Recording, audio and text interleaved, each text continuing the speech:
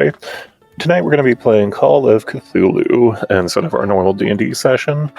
Specifically, we are going to be playing in the 1920s in the city of New Orleans. We are going to be checking out a couple of different historic locations, as well as trying out a new gaming system. So, everybody, just kind of as a reminder for your rolls tonight, everything is going to be based off of a D100 roll. So, whatever your necessary roll is, you're aiming to go lower than what your score necessarily suggests. Also, if you look on your character sheets, you'll see that you have regular, half, and fifth. If you score underneath that fifth, it's basically considered a critical or a hard success. So something good happens if you roll a nat 1. That's actually the best thing you can do in this gaming system. With all that being said, I will go ahead and let the players kind of introduce themselves on who they are and what New Orleans means to them. So we are going to start off with Jacques Lemoyne, I believe is how you pronounce that. Jacques? All right. Jacques is a man of mystery. I'm sorry. Where are you from? What you do? So, where Jacques is from is unknown. He does not let anybody know about his real self. Jacques is not even his real name, but that is what he calls himself. He does what he can, where he can to get by, and he has a knack for playing people to make things go his way. Yeah, watch out for this one. Mm-hmm. He's amassed a good bit of wealth doing what he does, so he's pretty proud of himself. Oh, he wanted a new suit, so he went and he wooed a nice, wealthy, older woman, and she bought him a new suit. Ooh, that dastardly fiend. Yes. He uses his looks most of the time. He is very good looking, and like I say, he gets the good suits. I do have to say, I am impressed with the character token that you have here. Yes, I like him. I mean, it's a fancy boy. All right, with that, we'll go ahead and move on to Richard. My guy is Richard Brigman. He is a journalist from Bella Chase. New Orleans to him means opportunity. Richard is looking for a big story, something that will propel his career to the next level and allow him to travel the world and see the wonders of it, and finding different interesting stories. He is average looking, about 5'10". He's charismatic, inquisitive, and his favorite place is the printing room. Yeah. Sounds like he's got quite the story to tell. All right, and then we'll head over to Felix Dubois. All right, yeah, I'm classic, and I'm... Do it. I was just saying, I think that's how you say it. Yeah, Felix Dubrow. Yeah. Dubrow. There's a lot of extra letters in there that you don't pronounce, apparently. The French. Yeah, right. I was saying that. Anyways, yeah, I'm classic. I'm playing Felix Dubrow. Felix was born in 1885 and grew up in the heart of New Orleans French quarters amidst its rich history of mystics and voodoo. His family has a deep root in the city, tracing his lineage back to the early Creole settlers, which granted him a unique connection to the mystical and occult elements of the city. As a young boy, Felix was drawn to the mysterious and supernatural, often sneaking into voodoo ceremonies and listening to eerie tales from family and friends and neighbors. At 18, he joined the family shipping business, dealing in exotic goods and curiosities, including artifacts from New Orleans' thriving voodoo tradition. In the 1920s, now a 38-year-old successful trader, he has been deeply involved in the Mardi Gras celebrations currently coming up, tasked with procuring unique items for the masquerade ball. All right, and with that, I'm going to go ahead and set the stage for the evening. So, historically, this night is going to take place on February 16th of 1926. As one Felix Dubrow said, there's a masquerade party, which is going to be the center of our attention for the first act. So, Felix, being a man of means, is already at the party, but that is going to leave Richard and Jacques to make their way there. We'll go ahead and start over with Jacques on how you're moving over. Also, keep in mind, we are roughly around 6 p.m. in the evening. The lights are on in the streets, and the party is in full swing. Okay. What month did you say it was again? This is February. This is Fat Tuesday. So it's cold and It's a little chilly. a little chilly there. We're Probably wearing still like a celebrating excess. coat. Gotcha. Mm-hmm. Okay. All right, Jacques, take us away. All right. As Jacques usually does, he has heard about fancy parties, and he has decided that this masquerade is where he has to be. He's dressed in his best top hat with his little sword cane, and he is on his way to see if he can just charm his way through the front door. What kind of mask are you? Ooh. Oh, that's a pup. Yes, and that is Lennon making a surprise appearance. Okay, so what kind of mask is Jacques rocking? Is he wearing one? Is he going to, pick one up on the way? What's his game plan for getting in here? We're sweet talking, but we gotta look the Yes. part, right? Yes, he's going to grab a mask before he gets there, though, because he knows that he needs to be prepared. So he's going to find the smallest mask that only covers his eyes because he's really proud of his good looks and does not want to cover up his chiseled. That's fair. All right, so we have Jacques moving his way over to St. Royal Hotel, or St. Charles Royal Hotel. All right, Richard.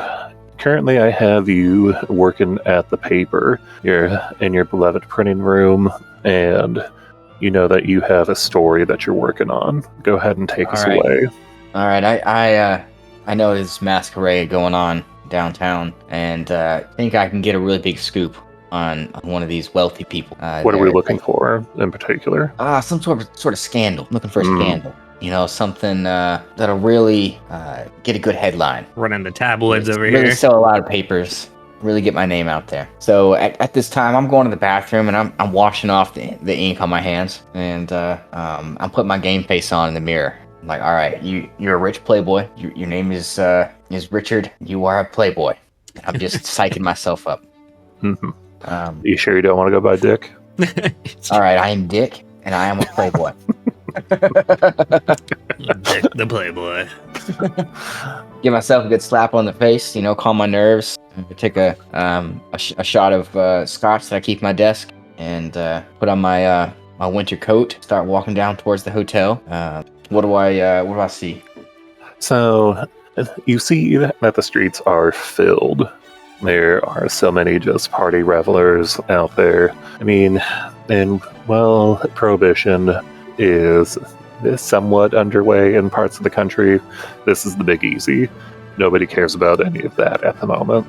You see people of different races, not necessarily intermingling, but definitely out and about.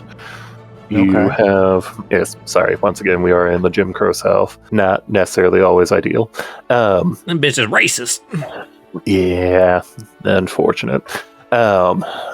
So, as you get closer to the hotel, once again, you see people are wearing these masks and presenting tickets to doormen. What do you do? Do I see that these masks are all the same, or are they different? They are in just about every size, shape, and color that you can possibly see. Did I There see are- anyone There are selling extravagant ones. There, sorts of masks are- on the way here? you definitely would have seen some people or seen some stands that would have had something. But I, seeing this, turn around and see if I can go to one of these stands and quickly purchase a mask before walking up. 100%. What Okay. kind are you looking for? I want like a green one. I want some real New Orleans colors. I want like green and purple on there. But I don't want it to be like flashy. I gotcha. So, maybe some like nice satin or something like that. Something that's not necessarily going to really catch the light, but gonna have a nice kind of regal looking effect. Okay. Yeah. All right. Cool. So, we will go ahead and take our turn going over to Felix. Now, Felix, you are already in the hotel. You're a man of means and a wealthy trader. You have been born and grew up here in the city of New Orleans, and honestly, it's as much in your blood as your own. So, throughout the ball, you see, once again, people in masks just enjoying the excess of the evening, because as soon as Ash Wednesday hits, people are going to be giving up their vices. So, which vice are you currently indulging in? I got a flask and a little nice engraved cigarette case, so I'd probably be partaking in both of those constantly throughout the evening. Okay. So, as you're kind of enjoying those, you see just people coming and going. Is there anybody at this ball that you're necessarily looking for in particular, or are you just keeping your eyes out for different opportunities? Yeah, I would say walking around, mingling, mostly probably sticking around the items that I procured for the event, seeing how people react to them and how they do. Potentially also looking for possible sales of these items to any potential buyers of the upper class, things like that. And what mask are you sporting? You're already here, so tell me, what is the first people or thing that people are seeing when they see you in your party regalia? I would say a more traditional type of not really ball, but maybe more voodoo-esque ball, if that makes sense. Like a nice mixture of like elegance, but also more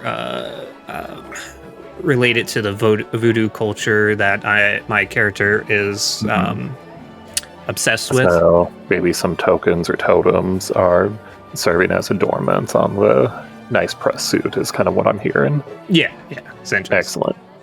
All right, and what about your mask?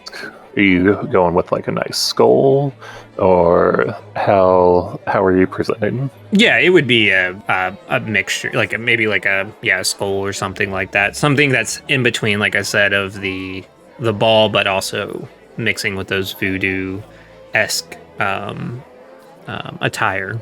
I gotcha. And you said that you had some items that you were looking to sell. What do you have with you? What are you looking to make a trade with? I actually didn't prepare that. So, give me 1 second. Let me think. Let's say an ancient voodoo artifact that I procured that was used in many rituals. That would be one of them. Okay. That I'm looking to sell. And then let's say also something that's more French, classic French heritage would be another item. Okay. So maybe like a goblet of a long dead king, something along those lines? Yeah. Okay. Very interesting. So, once again, as you kind of keep your eyes out scanning over the party, you notice a lovely young lady come up and start to chat with you. Just, why hello there. How's it going, madam? Sorry, I was not expecting that accent. I don't know, 1920s Creole-esque accent. I assume it's country as fuck, but at the same time, I don't. I was imagining way more like French. French, yeah, I'm not. I should have looked up proper accents beforehand. It's fine. Now, what's a tall drink of water like you doing here, all by your lonesome? Now I don't want to do this. Now just, hanging around, procuring these items, doing what I do best. And that is? I'm a trader. My family is in the trade business. Been doing it pretty much all my life. Well, that seems like quite the important business now, isn't it? Yeah, some would say. Some others probably would not. Well, I must be going now. Gotta keep on making the rounds, but just want you to know, we appreciate you coming here. Jean-Baptiste and me, that is. Would I know who this is, based on just natural connections through the city and stuff? Or So I would say that you are going to recognize that name. So Jean-Baptiste Lefour is one of the first minorities running for office, specifically for mayor of New Orleans at this time. okay, He is an mulatto in nature, so having a nice kind of mix of all different nationalities, really kind of representing the melting pot that is New Orleans. So there's so about Native on par with American, like what my character is. just about, yeah. Okay. So you're not necessarily exactly sure what he is, but you definitely know that he's not white. So it seems a bit scandalous for the time for somebody of his background to be running, and even more scandalous that it seems like he's winning. You would in fact know that he and his cabinet were likely are the ones that are actually putting on this ball this evening. Obviously by her thanking Mhm. me for coming out to his event. I stop and ask her name. Did she introduce her name to me? Did I miss that? She did not. Okay, yeah, I stopped her and I was like, Miss, could I get your name, please? Oh, it's Jenny Hun. And your relation to this event. You seem to have some parts in it. Oh, I mean, I'm just here to help kind of manage it. But the one that you should be thanking is Mr. Jean-Baptiste. Now, you take care now. And with that, we're going to hop back over to Jacques. So, Jacques, you have your mask, you have your good looks. We are heading towards the hotel. We're probably, maybe half a block away. How are we making our approach? Just casually. Okay. So we're just moving Just with like the I'm meant to crowd. be there. I gotcha. I mean, the best way not to get caught at something is to act like you're supposed to be there. Right. So now, just kind of walking on up, do you plan on going in with like a group? Do you plan on like sweet talking one of the people checking tickets? How do you necessarily plan on getting through this? Are you going to try and find a back door? No, I think Jacques is a very front door kind of man. That's fair. And I think online. he is. Yeah, I think he is so sure about his charm that he knows whoever's at the front door is going to think twice about turning him away. All right. So you keep on moving with the crowd and heading towards the front door. You hear just the ticket checkers yelling out one after another. Tickets, next. Ticket, next. Ticket, next. And finally, John is at the door. Ticket? Sir, your ticket? I don't need a ticket. You're just going to let me in. I am. Why is that? Well, do you not know who I am? I think we're going to go ahead and get our first roll of the night in. Ooh, okay. I know. So, forgive me because I am still very new to the system myself. We're going to go ahead and look at this. We're going to go with fast talk. Let's talk. So I'm rolling a D100, right? So you're rolling a D100, and ideally you are scoring below that 25 mark. However, it looks like I did you not. No. Okay. Well, so not necessarily the worst thing in the world, but I don't think that he's necessarily going for it. So there's a lot of important people coming in and out of this building tonight. I can't be knowing every single one of them now. Could I? So I'm trying to think about how to play this. No, I gotcha. I do notice that you have a very high sleight of hand and persuade on your character sheet. Okay. I said, okay, good sir, you're just doing your job. And Jacques starts. I really appreciate that. Jacques starts to try to look for, play like he's like, okay, I'm going to get my invite. All right. Just come see me when you do.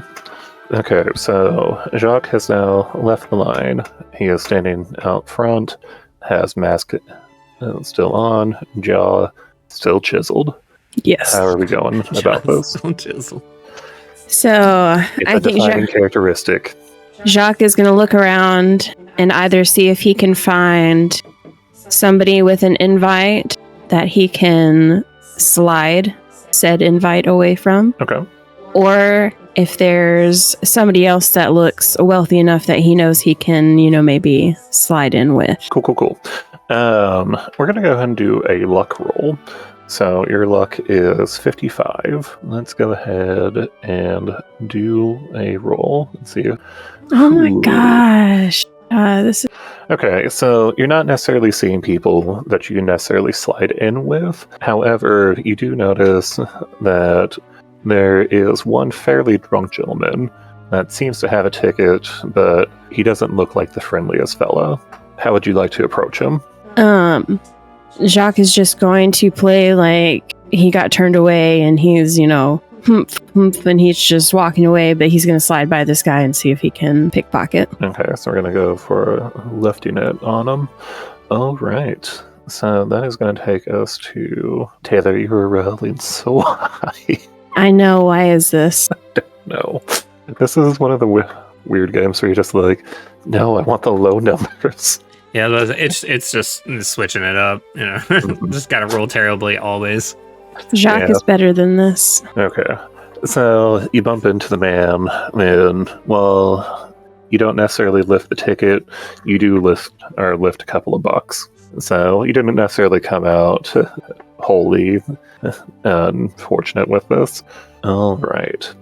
So while you continue to look around and figure out how you're getting into this hotel, we're going to go ahead and jump over to Richard, if he is back. And he's back. Okay.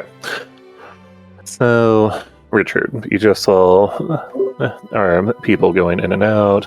Looks like one person got turned away, but you weren't really paying too much attention to them. How are we getting in here? Did you purchase a ticket previously, or you knew that you were going to be coming here in disguise? How did you plan on getting in?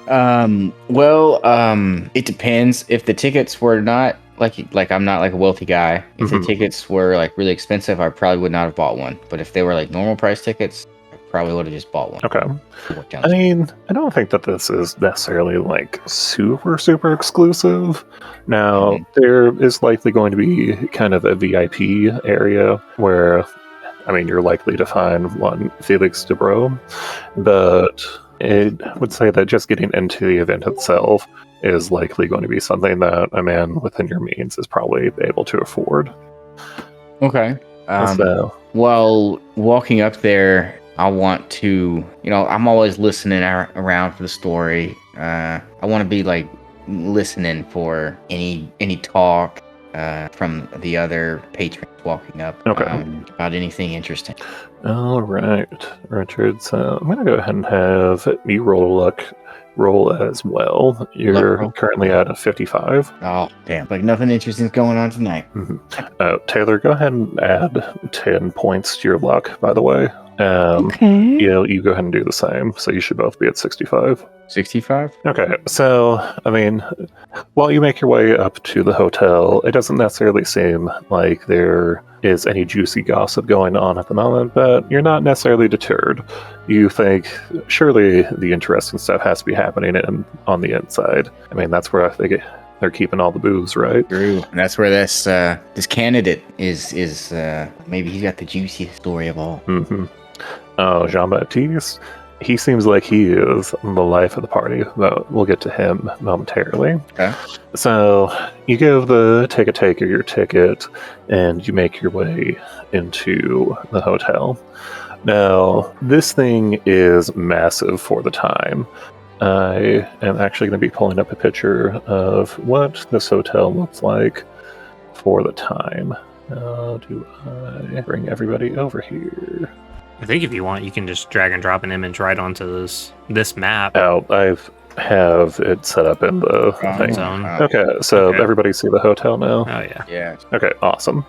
So, obviously, our story is taking place at night, but this hotel is absolutely massive for the time. Is it? You have multiple floors, you have multiple entrances. Is it the entire block? It's a big portion of like the corner of the block. Okay. So Like if you look down here, you can see that it ends. Yeah. And if you look down there, like the building obviously ends. Yeah, it looks like it's the whole block at that point. Yeah, okay. I wasn't sure if it ended like here or down there. Yeah, that's taking up. I mean, based off the coloring of this painting, I'm assuming that it's more so just all one like continuous building. Gotcha. Maybe that, yeah.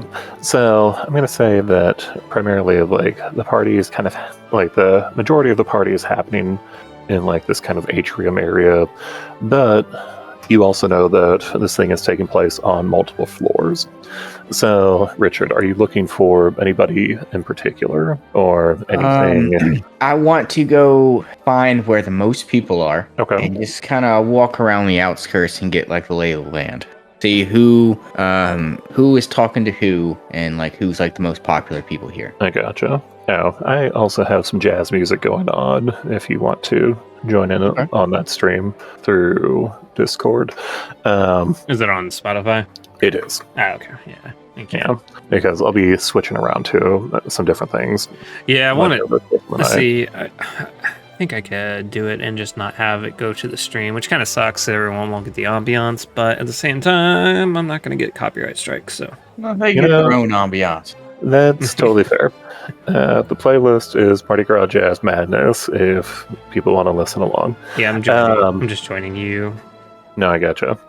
Anywho, so it looks like a lot of people are kind of out there on the dance floor, just getting after it. Once again, it's Fat Tuesday. This is the day of Vice. What is Richard's Vice, by the way? Well, I mentioned earlier he... what itch does he have to scratch? He took a shot of scotch before he came. So I'd say his vice is probably scotch. All right. Well, you definitely see that there are at least 3 bars, and it seems like they are working overtime. And in fact, you heard one person tell another, "Hey, that's just New Orleans, baby." Okay. Well, I want to get in line at the closest bar. Okay. And wait my turn. Of course, listening to the people in front of me and behind me and around me. And I want to order a scotch on the rocks when I get up there. Gotcha. So as you're waiting in line, you happen to kind of be scanning the area. You notice that there is like a big grand ballroom staircase that has a couple... You know they're not police officers, but you know that they're definitely not just letting anybody up those stairs. Looks like they're not necessarily goons, but I mean, it looks like they haven't been a stranger to a fight either. Okay. They've got some security posted around. Mm-hmm. Okay. All right. Do I see anyone going up those stairs? Are they letting anyone go up? You said it might be selective, but has anyone been able to go up there since I've been here? Short time. You've only been in here for a fairly short time. Yeah. But, hey, you're up at the bar now. What do you have? Scotch on the rocks. Any vintage, all right? Yeah. Been nice so far. Beautiful place here. Oh, we do our best. Mr. John Baptiste told us to be on extra good manners now. Really? Oh, tell me, I see a staircase over there. Where's that go? I've never been in this building before. Is it VIP? Oh, yeah, that's where all the big wigs are. It seems like Mr. Jean Baptiste has some of his high rollers on up there. Oh, I see. Well, thank you. All right, now, then, sir. I'm gonna give him a tip, and he's gonna slide you over the scotch on the rocks. Go ahead and let us know. How is it? He gave you some bottom shelf liquor, but how are you necessarily taking it? Is it good for you? As I'm drinking it, I'm like, this tastes like the stuff I used to drink, before I was on the third page. Tastes like memories. I gotcha. All right, so you have your scotch. You know that there are some things going on. I'm going to leave you for the moment, and we're going to head back to one Felix Debro. So, Felix, when we just last left you, a stunning woman named Jenny, who was a part of Mr. Jean-Baptiste's cabinet, or hopeful cabinet, came by and thanked you for your attendance. So, what would you like to do now? You are currently up on the 3rd floor. You can see out over the main party and revel area. What are we doing? Who'd you Felix? say? Oh, sorry. I for some reason heard a different name. What did you ask? No. My bad. So, when we last left you, you had just met a stunning woman in green. Yeah. Her name was Jenny. She was indicated that she was part of Mr. Jean-Baptiste's hopeful cabinet, and indicated that he was the one in charge of this little soiree that is taking up most of the city block. So, what would you like to do? You are up on the 3rd floor in the VIP section, or one of the VIP sections, and you can kind of see out over the whole of the party so far. Yeah, I want to just keep an eye out, look for potential clients. Would like So, to... what necessarily indicates a potential client to you? Somebody, a higher end wealth, disposable income, wants to flaunt flashy things and feel big because they can do said thing. I got it. You are currently in the VIP section, so honestly, it's harder to find somebody in there that just not that fit isn't? that role. Okay, yeah, that's fair. Now, if you're looking for the highest of the highest rollers, you could probably pick out a couple of them based off the number of jewels that they're wearing or the amount of people that seem to be following them. Could I do a psychology skill check to determine the most likely person to spend money? If that makes sense, look, survey the room, try to get their habits, potentially know what they do in their normal lives.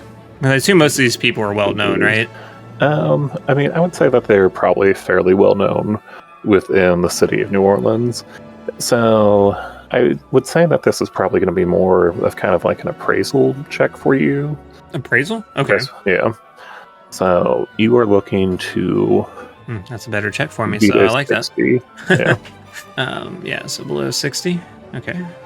So D100, correct? All right, 54. Hey, we finally got that success. Yeah, it wasn't by much. Love that. That's kind of scary. Love that. Okay. So, in particular, you see 2 people that you think are likely going to meet your requirements. One is going to be a very large man. He is wearing a tall white hat, and Dude, if you didn't know better, does he own the would make Dimsdale Dimmadome? Yeah. Oh. He very well may indeed. Oh, shit. So that is one of the VIPs that you have seen. We'll go ahead and call him Dim, or Dale, rather. On the other side of the room, you happen to notice a somewhat elderly woman. It looks like she's probably in roughly her late 60s or so, but she is decked out in diamonds, with some accompanying emeralds here and there, but it seems like she has more money than good taste. Okay. Who would you like to approach? Let's go for let's go for the lady. Might be more inclined to speak with me, given my heritage. I gotcha. So, how are we making this approach? Are you bringing the items with you? No, they're I assume on display, right, in the VIP hall for the event. I feel like most people are there to party, but you let me know. Did you kind of set up a tiny booth for people to kind of check them out and see? Yeah, I would assume it's something like an art gallery is what I was getting at with the backstory that I had there, or that's the way I was here. Yeah, I was procured to get these items here, but I'm also trying to sell them now that I have them. I gotcha. Also, hello, Nick. What's up? Hi. Oh shit! I don't know how long. Wait, what's up? I don't know how much I missed, if anything, but Not too much, to be maybe honest. about half an hour, 45 minutes or so. Okay. So right now we've just been getting to the venue, kind of introducing everybody, let everybody kind of get a little jazzed up. Alrighty. Are we Pun using intended. are we using oh my god, roll 20, or are we using Yes, physical we're dice? on roll 20. You can roll physical dice if you want to, but the invite link should be in the Discord. Okay, cool. So while you kind of go back and look at all that stuff, Nick, I'm going to go ahead and continue on with Daniel. And then I have a good spot for your character to come in here in a little bit, but we're going to go ahead and speed this up. Okay, so Felix, you make your approach to this older woman. I'm going to go ahead and say that her name is Rose. Rose. Mm-hmm. I walk up, and do I know her name? Is she somebody I've seen around town, or is it somebody I'm meeting given for your the first time? history, I would say that you're probably pretty familiar with the high rollers in the area, and I would say that you would know who she is. Go ahead and make me a luck check real quick. A luck check? You mentioned something about raising luck earlier. What? Yeah, so I had them do it because they missed or failed a roll, so Oh, gotcha. I'm artificially increasing it so Gotcha. that they don't miss every single luck roll. So a D100. It's kind of a homebrew thing that I'm doing. Yeah, gotcha. So D100 again. It's interesting rolling D100 every time. I failed that. Yeah, you did. Okay. Yeah, you have no idea what she would be interested in out of the two items that you listed. Okay. Well, I walk up and I'm like, "Hey, Miss Rose, how are you doing on this wonderful evening?" You see Rose just take a big swig of June. Not June. Gin. God damn it, I can't talk. Gin. Specifically, okay. She is drinking a gin and tonic. You see her kind of raise her nose at you. Just, Felix, I see that somebody let the lessers in here. Oh, she's that type of person. Oh, okay. Like, my apologies. I didn't mean to offend Miss Rose. I was curious if you were liking to procure one of this evening's items that are on display here. She gives you kind of a haughty look. Go ahead and...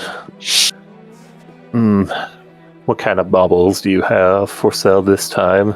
Baubles? Well, I tell her, I have kind of an... I start with the French item that we spoke of, like the goblet-esque type item. Mm-hmm. And I tell her about it first, describing it in detail, where it's from, and trying to, do what I do as a trader. You've definitely piqued her interest. Just by kind of looking at her, she would sooner see you die than buy some type of like voodoo totem. Yeah, that's what I assumed. So. Mm-hmm. Yeah. So how are you going to make the sales pitch? What are? Yeah, I tell her this is a late. You have a writ of authenticity. Of course, all of my goods are legally traded. You just have to come down to the shop, and we can sign it over. As soon as possible. We'll make the deal. As always. She just kind of harumphs. You want it to be caught dead in your shop. We either do this deal here, or we don't do it at all. Okay, that's fine. Give me a moment to write up the paperwork. All right. I go into somewhere. I find a desk with a pen, and take some paper out of my pocket and write down a contract. All right. So you have made a sale. So we're gonna go ahead and hop on back over to Jacques. So Jacques, when we last left you tried to lift a ticket off of a fairly drunk gentleman. You didn't necessarily get the ticket when you bumped into him, but you did pick up a couple of bucks. So we're still standing here in front of this front door. You know that you probably could just buy a ticket, but I don't know if your character would necessarily want to do that as much as have the thrill of just getting in there by his own means. I will decide that. Jacques definitely goes back and with a profound air of confidence goes back to talk to the doorman and greets him like an old friend. Are we going back to the same one? Are we going to a different one? There's 3 different ones up here. Let's go back to the same one. Yeah. We'll talk to the same guy. Hey, sir, I believe I found my ticket. Oh, you did? Nope. Yes. Why didn't you say so? Hand it over. Jacques slides him the money that he lifted off the man out front. It says, "Here, good sir. I know you've been working all day, and I really appreciate your time." Okay. I'm going to have you roll a persuade check. Actually, charm. All right, come on. Yeah, there we go. Okay, so you make your way through the door. You have successfully gotten your way in through some ill-begotten means. You make your way into the hotel. You see that once again there are jazz bands playing. You see that there are all kinds of things going on. Is there anything that you would like to do in particular? Jacques immediately looks for the prettiest girl in the room and asks her to dance. All right. Yeah, get some. He's got a plan. Okay. Jacques, go ahead and roll me. Let me see. You know, you're a handsome devil. I'm going to go ahead and assume that you just find a lovely lady, and we're going to have you start dancing. Okay, this round is going to go a little bit faster, by the way. We're going to jump back to Richard. So, you know that there are VIPs up on the 2nd and 3rd floors. You have a scotch in hand, and oh boy, is it whispering to you. All right, I take a couple sips, give myself some courage as I saunter on over to the staircase. I'm just gonna walk up there. You feel 2 very large hands come down on either side of your on either shoulder, as 2 none too pleased looking men stare down at you. What's the big Where do deal? you think you're going? Going upstairs. That's where the real party is. And who says that you're invited to the real party? Kind of just invited myself, but how's one get up there? Who's fancy enough? Oh, you got to have money to get on up there. That's where Mr. LaFleur is conducting his business.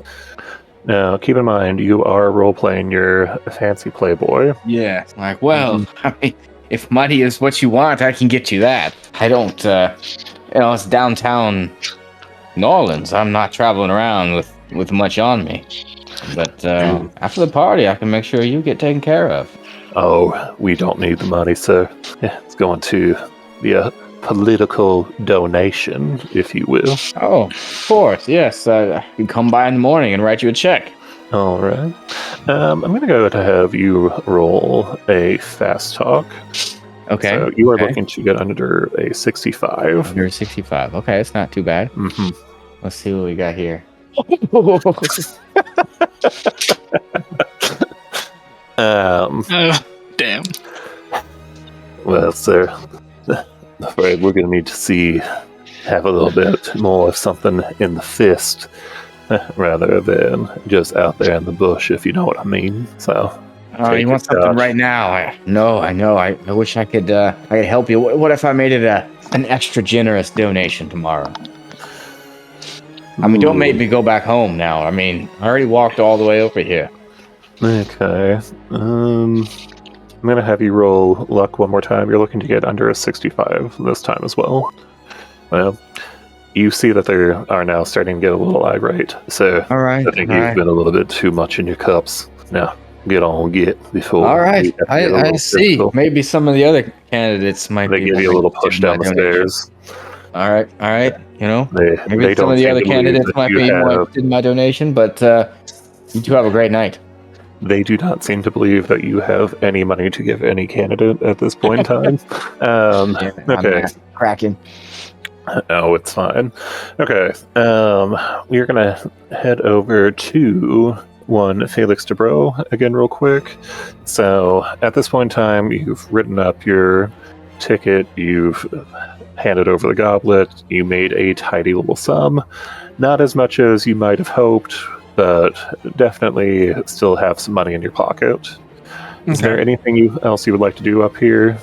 Or I'm gonna head on down to the guy that's curating the party, is he up here in the area, or is he in one of the different VIP areas? Jean-Baptiste? Yes. So you know that he is up here somewhere, but you don't know exactly where at the moment. Okay. I would like to mosey around and see if I can find him, bump into him, I guess, and maybe spark up a conversation. All right. I'm going to have you roll a luck check real quick. Okay. You're currently sitting at 55. Yeah, yours is at 75 now. BT dubs. Ooh, nice. Okay, so while you don't see Jean-Baptiste, you do see Ginny again. Okay. I walk up to Ginny and I ask her where Jean-Baptiste would be potentially. Oh, hon, he's getting ready to start the show. Why don't you go on downstairs and just be ready for the little fireworks to start? Okay. Thank you. Have a good night again. Mosey on down to the lower floor, and I guess get into the crowd. Excellent. So, at this point in time, all three of you are on the main floor of the hotel. The lights start to dim, and you see Jean-Baptiste step out onto kind of an impromptu stage. He starts getting the crowd riled up, talking about all the good that he's going to be doing for the city. And not just for the finer folk that are here tonight, but you feel like he actually cares about the city of New Orleans. You can tell that he wants the river to be clean. You can tell that he wants the children to be fed. And for some business owners like one Felix DeBro, that he may not be opposed to helping you keep a little bit more money in your pocket as well. So you're not entirely sure if you believe, or all of you aren't necessarily entirely sure if you believe everything he's out there saying, but it sure does sound good. Now, as the fireworks go off, you start to hear more and more small explosions going off as well. Sorry, I'm looking for a check that I want you all to make. I'm going to go ahead and roll a listen check for everybody. Ooh, y'all better hear stuff. We're going to make this a collective check. So, all together, we need to be under 200. Everybody's score added up, or just everybody? Yeah. Okay, so we're at 96. All right, no, we're at 87. Okay, so actually that's just going to be a success because it doesn't matter what Jacques rolls. Jacques. All right. So as you hear just those things, you start to kind of notice that those don't sound like fireworks. Those sound like gunshots. And as you look out front, you notice that there are some none too friendly looking people out there. Fucking plan. Spooky ghosts. Yeah, they are. The spooky ghost indeed. So, now, all of you being from the South, you've heard tales of the clan. You've seen them around. And you know that they're probably not here for the fundraising event. Definitely not to donate at the very least. One thing that you will also kind of notice is that they seem to have crosses all over their garments as well. Okay, so Jacques, what are we doing? You start to see, or all of you kind of look around and see that Jean-Baptiste is getting very nervous, and looks like, or Richard, the husband that turned you away, are moving to go grab Jean-Baptiste and start to try and get him out of the way. What all are we doing? Okay, so these guys in cloaks, they're God. outside, like coming towards the hotel. Yeah, so they are directly out front. So, like where you and Jacques entered, they're out there. The square has cleared in front of it, the area. They have been firing shots off into the sky, and it sounds like they are howling. Firearms? Yes. Oh, okay. Mm-hmm. And it sounds So- like they are howling for Jean-Baptiste's head. So at this point, I think I've got a story on the hand. Definitely think that you have one. Yeah. So I'm gonna get a little bit closer and see if I can hear anything being said by these guys to Jean-Baptiste or anything that Jean-Baptiste is saying. I want to try and get firsthand witness account of whatever's going to go down. Okay, so you're listening to kind of like what Jean-Baptiste is kind of saying. Jean-Baptiste, guys, yeah. All right.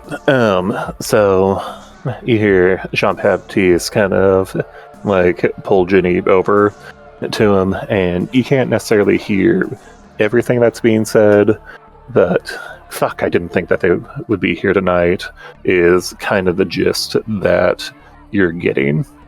Now you see Jean point up to the third floor and just kind of like exaggeratedly point up there, and then look over to the two men that were guarding the stairs earlier, and he's going to start to kind of run off with them.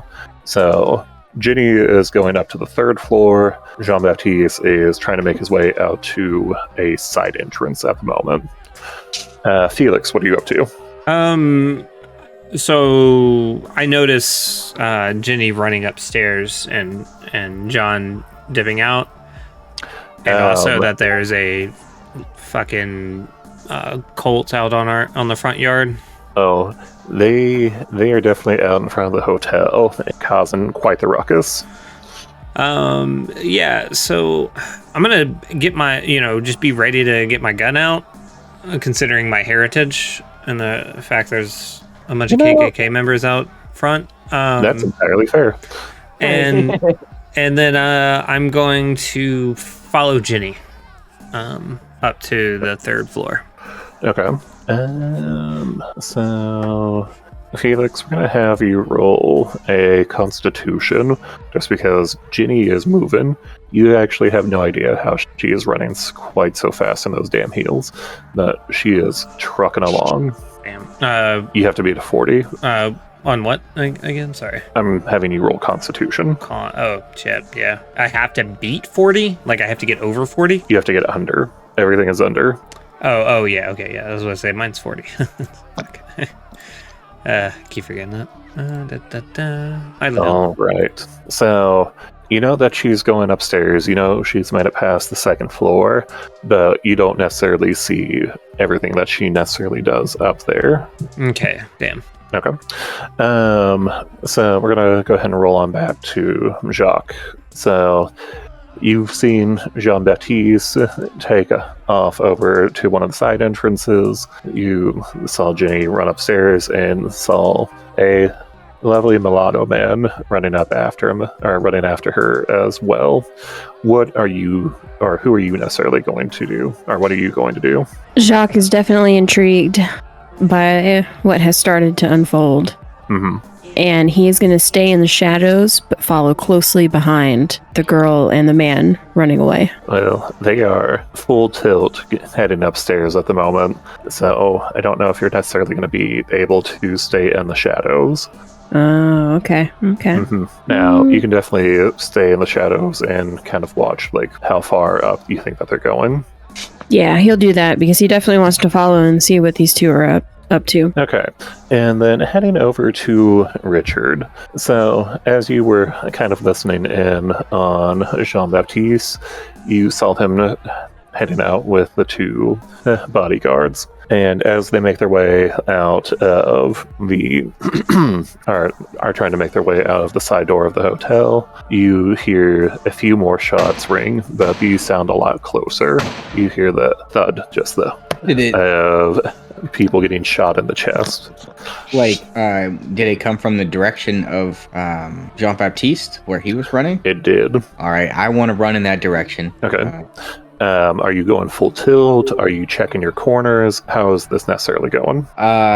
Because being a guy that has no combat, you're not trying to be a hero.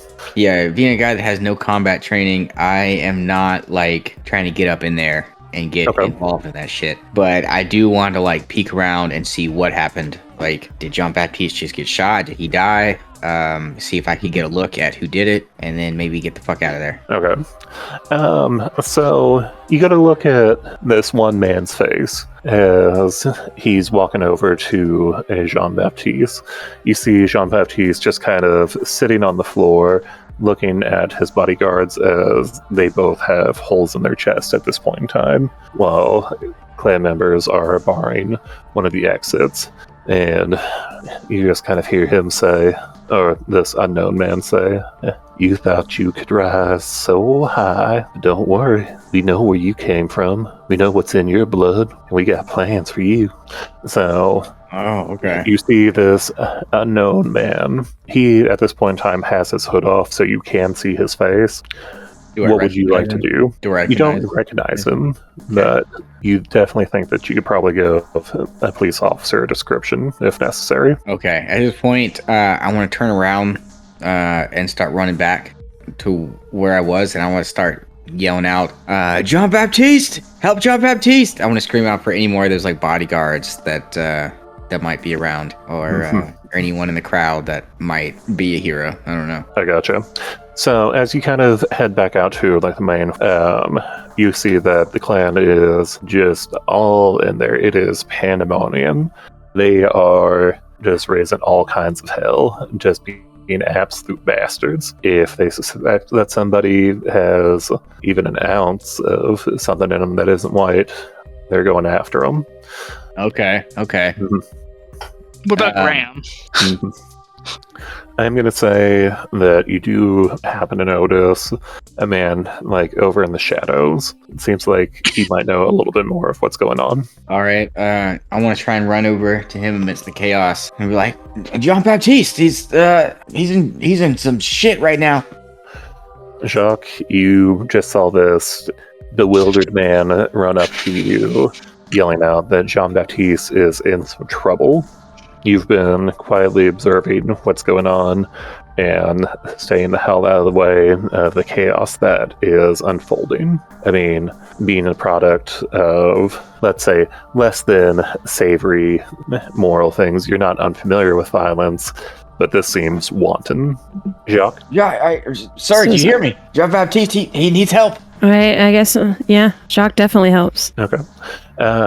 So as you two kind of make your way back over to where Richard last saw them, you notice that they're gone. All you see now are the two dead bodies that were left. Do I notice like where he was sitting down on the ground, if there was any like more blood where he was sitting?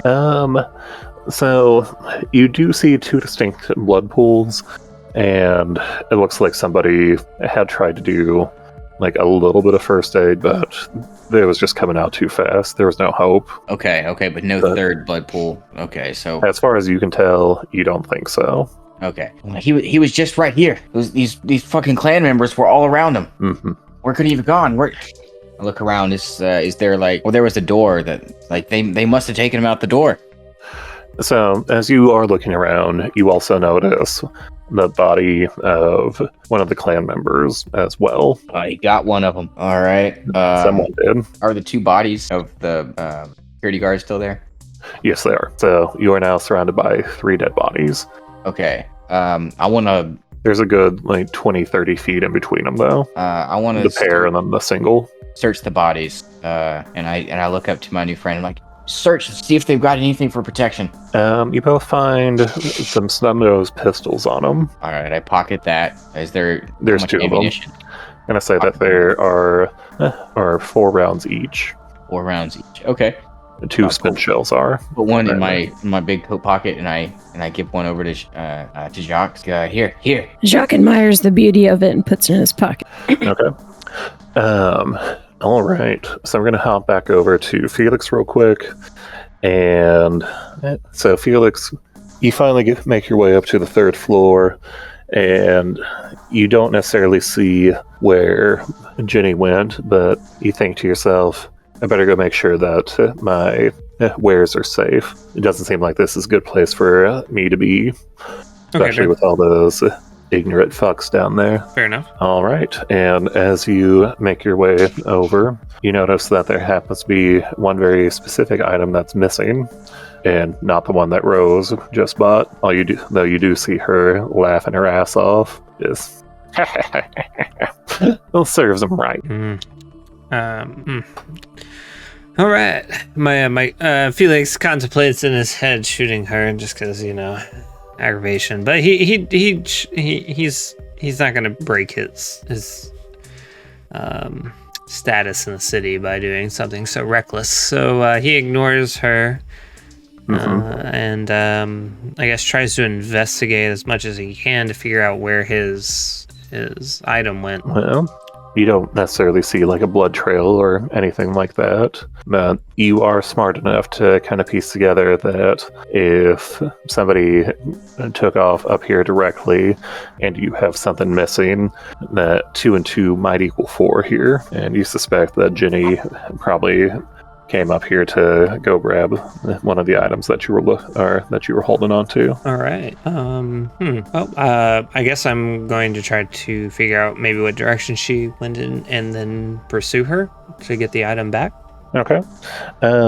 So I'm gonna go ahead and say that you head on downstairs, and as you're heading down, you see 2 people who aren't clan members heading off, or like hauling ass down the hallway. They are? With no better lead that are not. Okay. With no better leads, you follow them, and you see them come up on what you originally think is a pair of dead bodies, and upon further inspection, realize that there's a third about 20 yards down, or not 20 yards, but 20, 30 feet away. You see them kind of going through the pockets, and now they both have pistols or revolvers in hand. Okay. Do they look hostile towards me? They look like they're a bit freaked the fuck out. This was supposed to be a fun, enjoyable night, and so far there has been murder and abduction. Yeah, they have the masks. Do they still have their masks on? Yes. And I still have mine on? Yes, correct?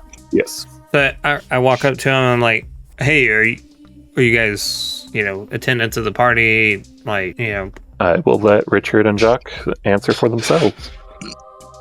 Also, Nick, get ready to kind of introduce your character. I'm ready whenever it is my turn. Mm-hmm. So, Richard, Jacques, anything to say to... Sorry, Daniel, what does your character look like again? You can see him on my token on the board. Okay. I guess I can't really see your face. You got a mask on? Yeah, I do have a mask on, but I'm assuming I have like a Mardi Gras mask on, and you can still see my skin tone.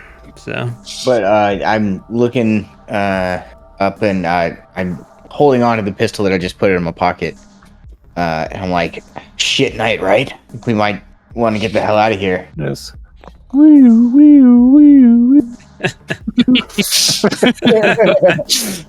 Sorry.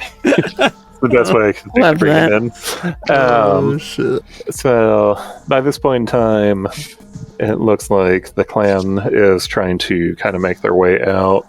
They're scattering, and unfortunately, with this being a masquerade ball and them being clan members, there are so many covered faces that to disappear into the crowd, it seems far simpler than it should be, especially with all the revelers out there over the course of Mardi Gras. Now, we have a hard-boiled detective make his way to the scene.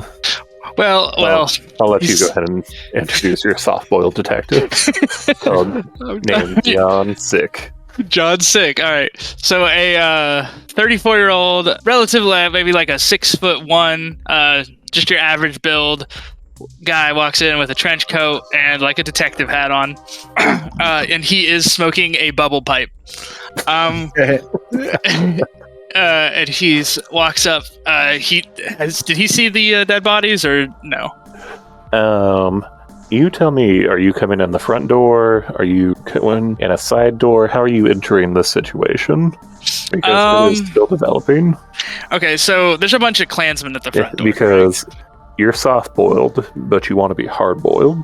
Yeah, but I want to be hard-boiled. So, I gotcha. Well, so in this case, you see that there is still a bit of a melee going on out front when you park your cop car, but you see that there's a side entrance that looks like it's a little less crazy at the moment. All right, I'm going to go into the side entrance because I can tell some stuff's about to go down, and this is my chance. The chance I've been waiting for. All right, Mr. Soft-boiled detective. The bubble pipe. Yeah. You see 3 men surrounding 3 dead bodies. What do you do? I pull out my revolver and I point it at him and I go, freeze! And then, I don't know how to make a bubble pipe noise. That's great. Just so you know, keep in mind that he is allergic to tobacco. That's why he smokes a bubble pipe. Okay, so Jacques, Felix, Richard, you now have a police officer holding a gun on you. What's going on here? Take my hands out of my pocket and I raise them up into the air. I'm like, I know what this looks like, officer, but we did not do this. Okay. Jacques, what about you? Jacques puts his hands up and says what he said. Okay, and Felix, you. I stepped up for a second. Hardboiled detective John Sick just came in and pulled a gun and said, "Freeze!" Please don't shoot. Okay. Hardboiled detective, are you racist? No, he's not racist. Okay, good, because Felix is a mulatto, and okay. Okay. And then after I raise it and they all raise their hands, I'm just like, I'm sorry. I mean, yeah, I didn't think that would actually work. What are y'all doing in front of those corpses? I mean, I saw, or I heard 2 people get shot. Came over here, saw these 2 guys, saw Jean-Baptiste get taken away, basically. Mm-mm. You don't look like Klansmen. You don't look like Klansmen. They all have masquerade masks on, right? That is correct. You look more like guests to me. Get over to the other side of the room. Let me look at the bodies. All right. I do what he says. All right. As they go, I kind of keep my gun pointed at them, and I get close to the bodies. And I'm like, oops. Just like a little bit of throw up in the mouth? Yeah, just a little bit. Okay. Hold on. Give me a sec. He puts his gun away. He pulls out a flask. He's like, I need a little bit of milk. And then he drinks it, and you can see like he's kind of guzzling it a little bit, so you see a little bit of milk go out of the corner of his mouth. A little line goes down. Need something basic to keep my to quench my thirst. Felix asks, did you just say milk? Yeah. Richard is over here 4 scotches deep. What, you need some? There's this you need something a little harder than whatever you're drinking. You need some milk. No, I just didn't expect it. You know. Felix asks if he can partake. Is that a bubble pipe? In the Call of Cthulhu game, but I appreciate it. Well, yeah, I mean, of course, I'm allergic to tobacco, so I'm a detective. I have to have a pipe. You got me there. Okay. But anyway, you guys look like you're just guests. You said somebody killed this guy and ran out of the building. I heard it. I heard these two people got shot. I didn't see it, but when me and this guy over here, what's your name? As I look over at Jocks. My name is Arsenio.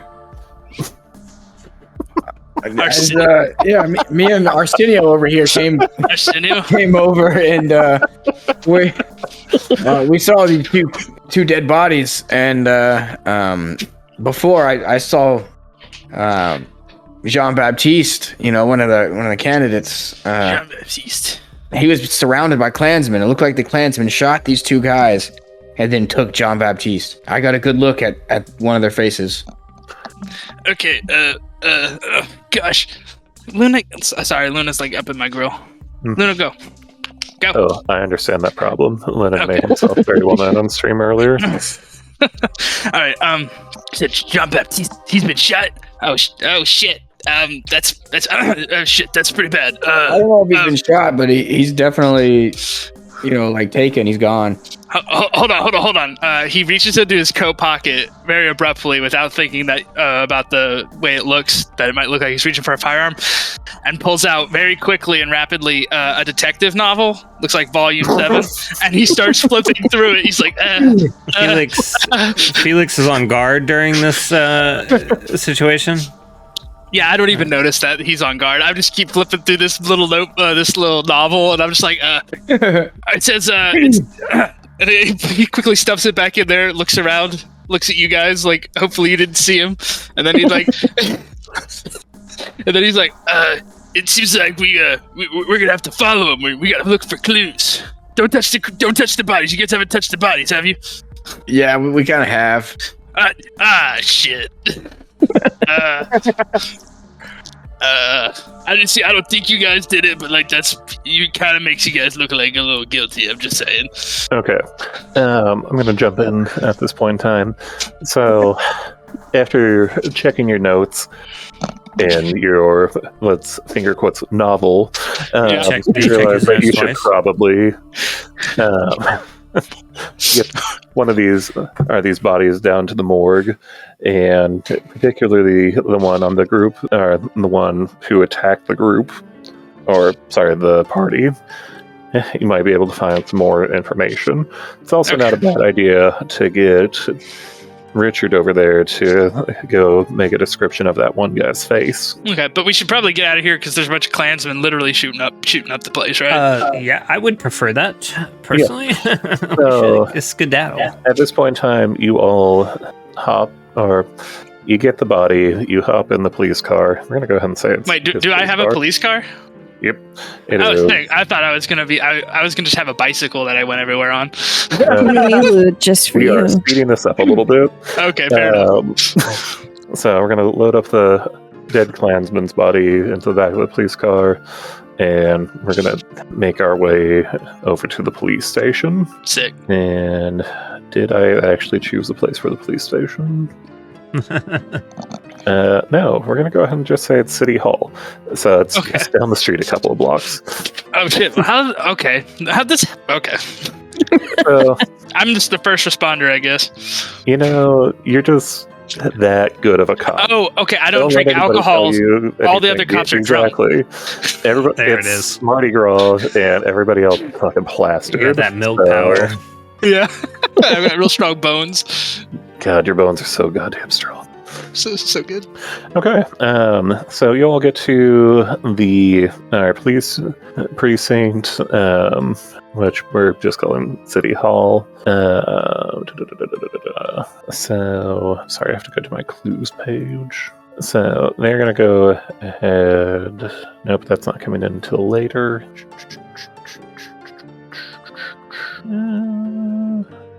Okay, cool. So, after making a lovely description as to who you saw, you come up with this drawing. Okay. You all see it looks like giant an imp person's face, right? Yeah, that's a giant person's face, yeah. Yeah, it looks like an old imp. It does look like he has some little horns underneath the skin there, doesn't it? Yeah. All right. So Now, we have the face of somebody that we suspect to be kind of the ringleader of this group. What would you like to do with this?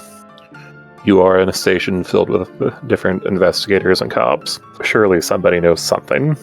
You also know roughly what organization that he is joined with. Be ideal if we took them out, personally. I'm just speaking from self-interest.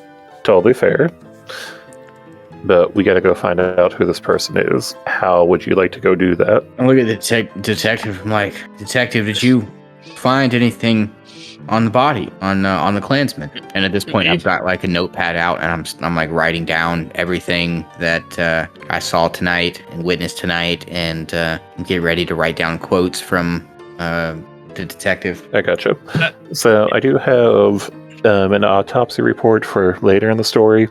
But for right now, you're just going to say, or kind of relay the information that this man had an abundance of crosses tattooed onto his skin. Okay.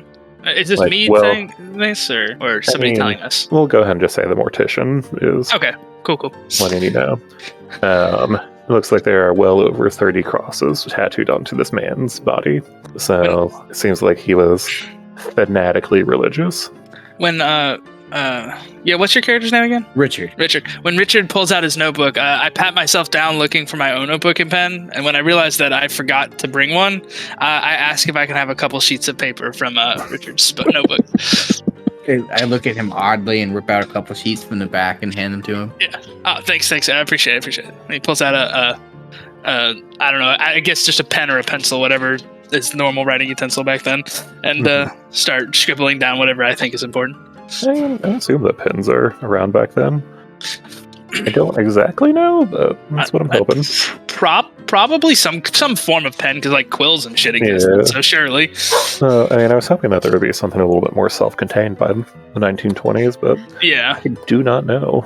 Yeah. I did a fair amount of research into some of this stuff, but I did not research that. Yeah, you can only do so much in a few days, so.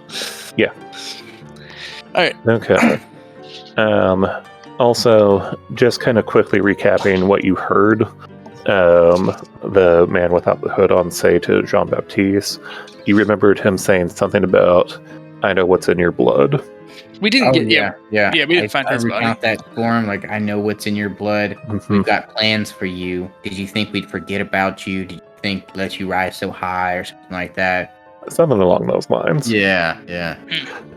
Okay. So, being, the worthy and sleuthy detectives that you are, you have kind of come to the decision or the assumption that you should be looking into Jean-Baptiste's background a little bit. It seems like there is a significant church presence within this group that attacked the hotel. All of you being from the south and somewhat familiar with kind of like the local goings-on, you would have noticed that the clan members seemed to also have like a special patch on their thing that kind of denoted that they were not necessarily separate from, but more of like a special branch of the KKK. So, detective, it seems like some sort of extremist sect of the KKK attacked the hotel to get the candidate. Why on earth? I mean, what would possess them to do that? What kind of connection does he have with the KKK? I remember this. I'm not allowed to speak on this yet. We need to investigate further. And he gives himself like a little like he did it right. You hear one of your coworkers from across the office just yell out, "John, just tell them this is a shit show. We need all the help we can get." Okay. Well, yeah. It's probably some fanatical religious sect of KKK members. Would I have any knowledge? I'm gonna jump in here. So you do have the knowledge that there is a fanatical, somehow even more fanatical, group of people that have kind of splintered from the KKK. and they seem to be following this man named Brother Isaiah, and they all call themselves Brother Isaiah's followers. Okay. I convey this to the rest of them. I'm like, yeah, these Brother Isaiah's followers, bastards. They're splinter sect of the KKK. They've done a lot of damage. This is the most overt thing we've seen them do yet. It's pretty bad stuff, man. Do we know if they're involved in one of the local churches? Like, is this man the man that I described to you in the photo? Would I know any of that or no? I would say that you're gonna have to Figure out. do a little bit of detective work on. Okay. Now, I am going to go ahead and throw you a bone. I have highlighted 4 churches within the city of New Orleans that are probably going to be your prime suspects. We have St. Mary's, we have St. Louis Cathedral, we have the Immaculate Conception of Jesuit Church, and then the House of Refuge. Okay. I say we've kind of narrowed it down to 4 different churches with the sect. Maybe the HQ of the sect, the Brothers of Isaiah, or followers of Isaiah. Sorry. So we're probably going to start or continue our investigation, focusing on those as our prime suspects. And I convey those 4 churches to the rest of the party. Yeah. Okay. Given I work at the newspaper, would I have any knowledge of any stories or anything that might give us some insight to point us in the right direction of which church to go check out first? You don't personally remember any stories coming across your desk, but that doesn't mean that they haven't come across somebody else's. Okay. So what I would suggest at this point in time is a bit of splitting the party, because it's still nagging at one of you that we're going to go ahead and call him, or just start calling him Brother Isaiah, because that is who it is. That Brother Isaiah said something about it being in your blood, and that's just gnawing at you. Okay. So you think that you might have to get some information on Jean Baptiste's bloodline. Okay. I say that I'm going to head over to the paper, and I want to tell them all the truth, that I'm actually a journalist, and I went to the party to find a story, and I'm not letting this one go. I want to follow it. Boy, howdy did you. Yeah. Okay, and when he says he's a reporter, I just... Okay, I thought you were a detective gunner for my job when you pulled out that notebook book right there, man. Thank goodness. He pulls out his flash and drinks some more milk. Just a few more droplets right down the chin. Yeah, definitely. He's a sloppy drinker. Soft-boiled detective. Well, every time he goes drinking with his friends, they get they're sloppy drinkers too, and they're drunk. So he thinks that's how it's supposed to be. He's just following the crowd. Love it. Yeah. Okay. So who is going to go with Richard? I'm going to go. Jacques doesn't like to be around police too long. That's perfectly fair. Yeah. Okay, so Felix leaves you and John to go find the blood. Okay, sounds good. And I look to John. I'm like, it's me. It's. Wait, I'm John. What's the Felix. Felix? Felix. Felix DeBro. Before we Felix DeBro. Felix, give me 1 second. I just gotta make a real quick. They had telephones, right? Yes. Like the old. Okay, just making sure. I The just gotta old make a real quick ones. phone call. Yeah, the You just rotary hear a phones. streetcar just like, the news is out tonight. We have a big old fight down at the St. Roy Hotel. I'm gonna stop doing that voice. Sorry. Continue on. But yeah, let me make a phone call real quick. So I run over the rotary phone and put in my 5-digit phone number, and honey, Hello. honey, it's finally happening. Oh, it's my big chance. I can feel it. This is the case. That's gonna make me so proud hard. of you. Oh, thank you so much. Tell the kids that I can't wait. I know they're excited for me. Little You guys are so supportive. Be so happy for you. Thanks. That's all I got. Okay, I gotta go. Yeah. Now stay away from the hussies. I'll stay away from the. I'll talk to you later, honey. All right, bye. All right, I love you, sweetie. All Go right. back alive. Don't die. I'll do my best. Maybe a little bit maimed though. Cross your fingers. And he hangs up the phone. Don't take any cosmic horrors that you have no idea how to handle. That will drive you insane. Then he hangs up the phone. He runs over to his desk and pulls out a little notebook, because his notebook that he forgot earlier. He's like, all right, Felix, let's go. All right. So we're gonna hop over to Felix. You and Richard are not. Sorry, Felix. You and John are gonna have the card, and then Jacques and Richard are gonna go ahead and walk on over to the newspaper. Once again, this is all within like a square mile at the moment, so your travel time's not terribly going on. All right. Like 15, 20 minutes type of thing. Yeah. Mm-hmm. Oh, if that. I mean, Yeah. once again, like If you're running, yeah. Yeah. basically 6 squares is a little over a quarter of a mile. Okay. Because once again, remember, this is to scale. Okay. And the real city of New Orleans. Anywho, Balance. so Richard, Orleans. take us away. It's probably right around like 8:39 at this point in time of the night. Okay. So, the news station is probably still kicking. People burn midnight oil there all the time. I mean, I would say so. It's not often that you have a terrorist attack on Yeah, one of the biggest exactly. hotels in the city. I want to walk in and I want to go to my editor. His name is Jameson Burke. Richard, get your ass in here. Jameson, you're not gonna believe it. Were you there? Did you see what I happened? was at the damn party. Me and this gentleman. Balls. What'd you say? I forgot what fake name you gave. Jameson. Arsenio. Arsenio. Me and Okay. this gentleman, Arsenio, and a detective. God damn, he has a handsome chin. And Felix, another gentleman I met there. We were all involved. We Felix all Burke? saw it happen. The mercantile trader, the jewel of New Orleans. That guy. I know who you're talking about. Go on. Yeah. Oh, okay. Yeah. Well, we saw it happen. I saw the candidate get taken, and 2 of his men What? shot. I wrote it all down here. Oh my God, it's gonna be the biggest story of my life. Holy fuck balls. I don't. Who took him? Oh yeah, the Klan took him. The Klan? I didn't think that we had a local Klan chapter. At least not one big enough to do this. Well, clearly we do. I mean, it happened. Mm-hmm.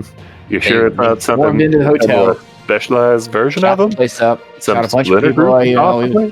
what'd you say? I said, you sure it's not some splinter group? Some possible fanatic group of the Klan? Yeah. Oh yes, of course it was. But it was part of the Klan.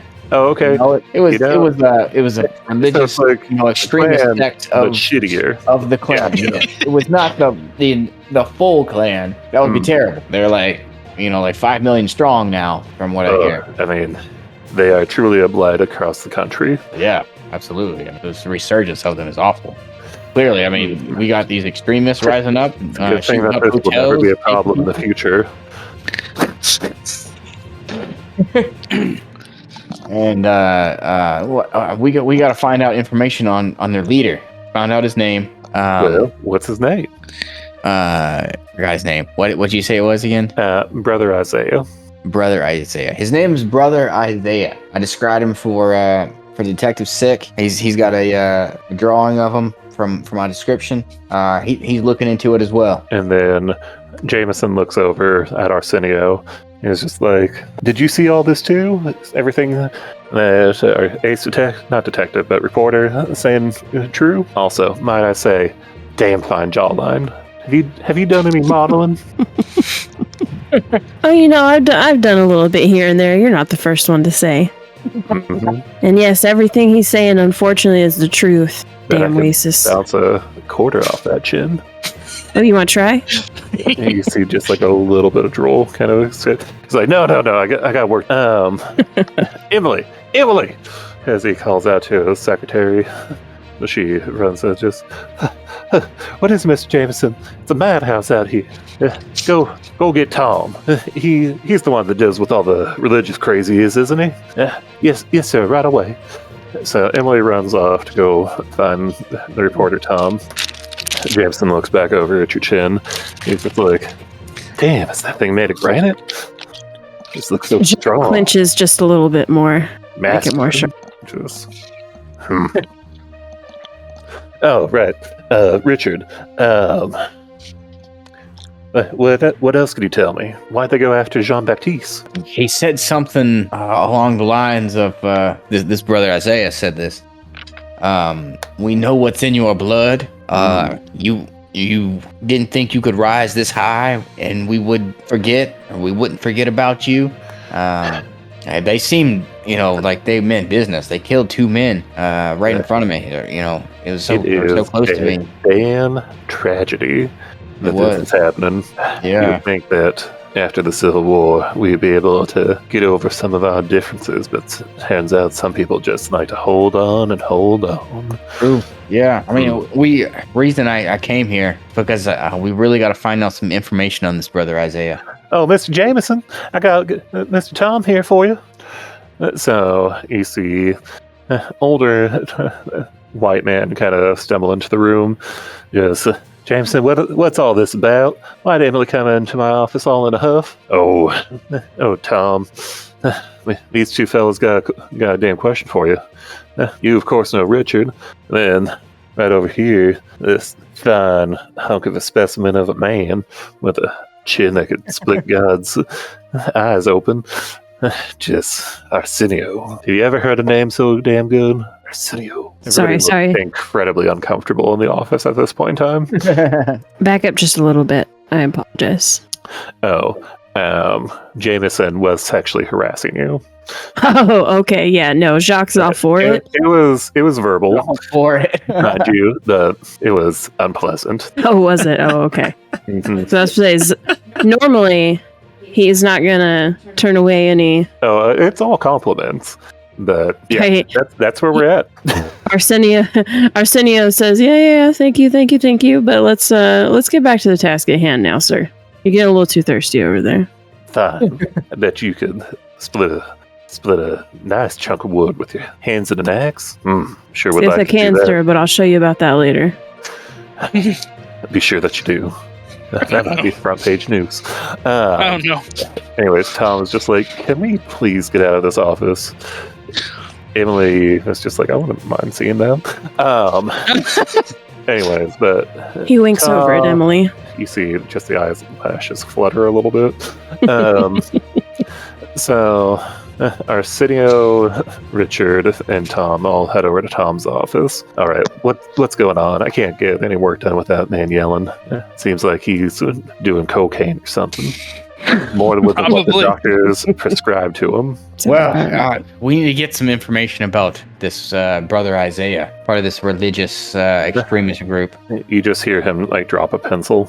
Did you say Brother Isaiah? Yeah, is something wrong? Oh, this is a dark one.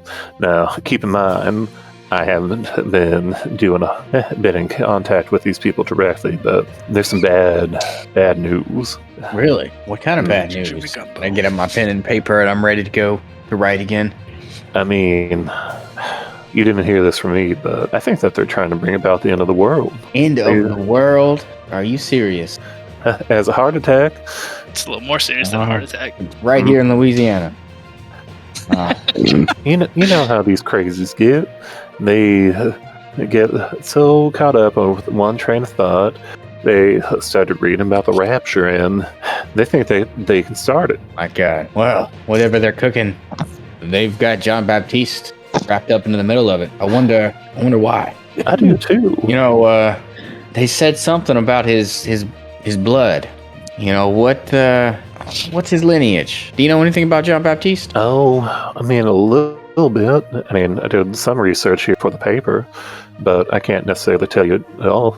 You'd likely have to go back down to City Hall or the library to look up all the birth and records. But as far as I know, his family's been here for quite a while. I mean, he's mixed, as you can see, but it seems like the paternal side of the family is white, but it seems like the maternal side has a little bit more far-reaching roots, if you will. Oh, so these people might have been a little threatened, possibly. I mean, We got to get down to City Hall. You know how ignorant some of these people can be.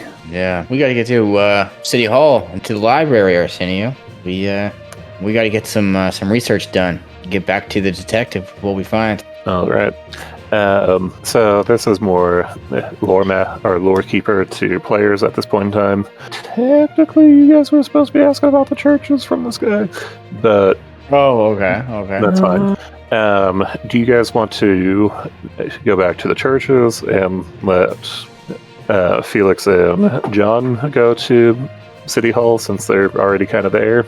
Okay. Yeah. Fine. Yeah. Well, It seems like that rapture lead might be a pretty good indicator as to a thread you should pull. I look at Arsenio. I'm like, Arsenio, where do you want to start? You all have 4 churches that John gave you: House of Refuge, Immaculate Conception Jesuit Church, St. Louis Cathedral, and St. Mary's. Immaculate Conception. Yeah, that's Jacques. Of course, he's gonna say Immaculate Conception I because bet he would. All right. he believes himself to be door to one. the hotel. They were Mhm. pretty quick. To get over here right when the party starts. Let's go check it out. I I gotcha. bet our friends Felix and Detective Sick will catch up. All right. So you two are going to go ahead and start working your way back down a couple blocks over to the church. And John, Felix, you are now over at City Hall. So Okay. how would you like to go about this? You know that you're Alright. looking for the blood, whatever that means. Okay, so libraries at Civil Hall. There, you can get the information either or. There's So we're a looking for record birth. keeping. Yeah, okay, we're gonna look for his personal records because it's part of a police investigation. I should be able to use my badge to do that. So I guess that's kind of the angle we're gonna take. You go with that, Felix? Sorry, Felix. Yeah, let's do it. All right, cool. As we're walking up the steps, right before we walk in, he's like, "Hold on one second." Takes out a little container. You haven't seen him pull out of his coat yet, and it's he pours it into his bubble pipe. Had to refill, and he puts it back in his pocket. All right, let's go. And there are little bubbles that follow him everywhere he goes. All right, so we walk in, and we're gonna go up to the front desk. It's like, "Hey, we're here to see. We need to pull some records for a personal investigation or a police investigation." Pulls out his badge, flips it open. Oh, that's quite the badge that you got there, sir. Thanks. I appreciate it. Mhm. Assume Did at this point. I mention that I'm a hussy? You're a hussy? No, sorry, I'm married. He flips his badge closed, he puts it in his pocket. I'm married. She very specifically said not to talk to any hussies. Oh, well, that's too bad. What about you, sir? Gives you a little wink. I assume at this point I've already taken off my mask from the party, correct? If you want to, yeah. Yeah, I'm not traveling around town with a masquerade mask. Excuse me. Fair enough. Okay. But It is I'm good. I'd said you're more than good. I lean into it, it's like, listen, she said she's a hussy. Means Sure got pretty ass.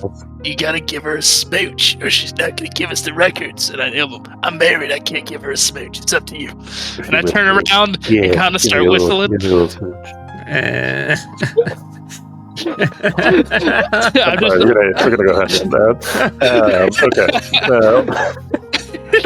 Now, who are you trying to look up, gentlemen? we're looking for God, what's his name again? Jean-Baptiste Lafleur. Baptiste. We're looking for Baptiste. You heard of him? Well, I've heard of a Jean-Baptiste. Yeah, it's That's the part one. of one name. First name, if I will. Yeah, that's the one, I think. Yeah, we're gonna look up his records. Jean Baptiste Lafleur. Do you have a surname? Is it Lafleur? Lafleur, yes, that's correct. Okay, yeah, get that one, I guess. Oh, okay, cool. Cool. I turn back to Felix like, God dang, these hussies, man. They just can't get hit him away with the stick, man.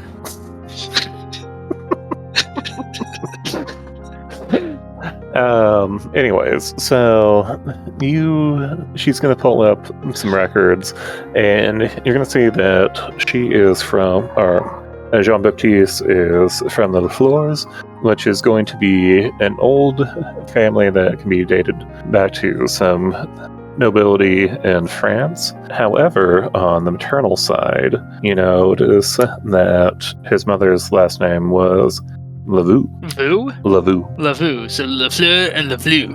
La Yes. Vu. Okay. Lavu. Le Vlu. Would that ring any bells for me, or would that stand out? So this might stand out to Felix. Okay. Felix, why don't you go ahead and roll me, let's say, history or something equivalent to that, and I'm going to give you advantage on this. So we'll just add 10 to whatever your score is. So Okay, so I got 40 Yeah, in that's good. history, so I guess 50. okay, well, I failed. so we're not going to go ahead and say that it's a hard failure. Now you do know that rings a bell somewhere. You can't necessarily put your finger on it, but you've been here. You've been in the, let's say, more mystic side of New Orleans. You think that name has to come from there somewhere, or has something to do with that. So you notice that the mom's name was Miriam, but you also know that his grandmother's name was Marie. Hint, hint, wink, wink. Take a note. Anyways, so You said Marie? Marie Lavu is What the was grandmother. what was the mother's name? Miriam. Miriam. Okay. I might not matter, but Do you she mind write it down. posting it so I know how it's spelled? Yes. Le Fleur and Le Vlu. Because I will butcher the shit out of it otherwise. I'm just gonna butcher it. It's fine.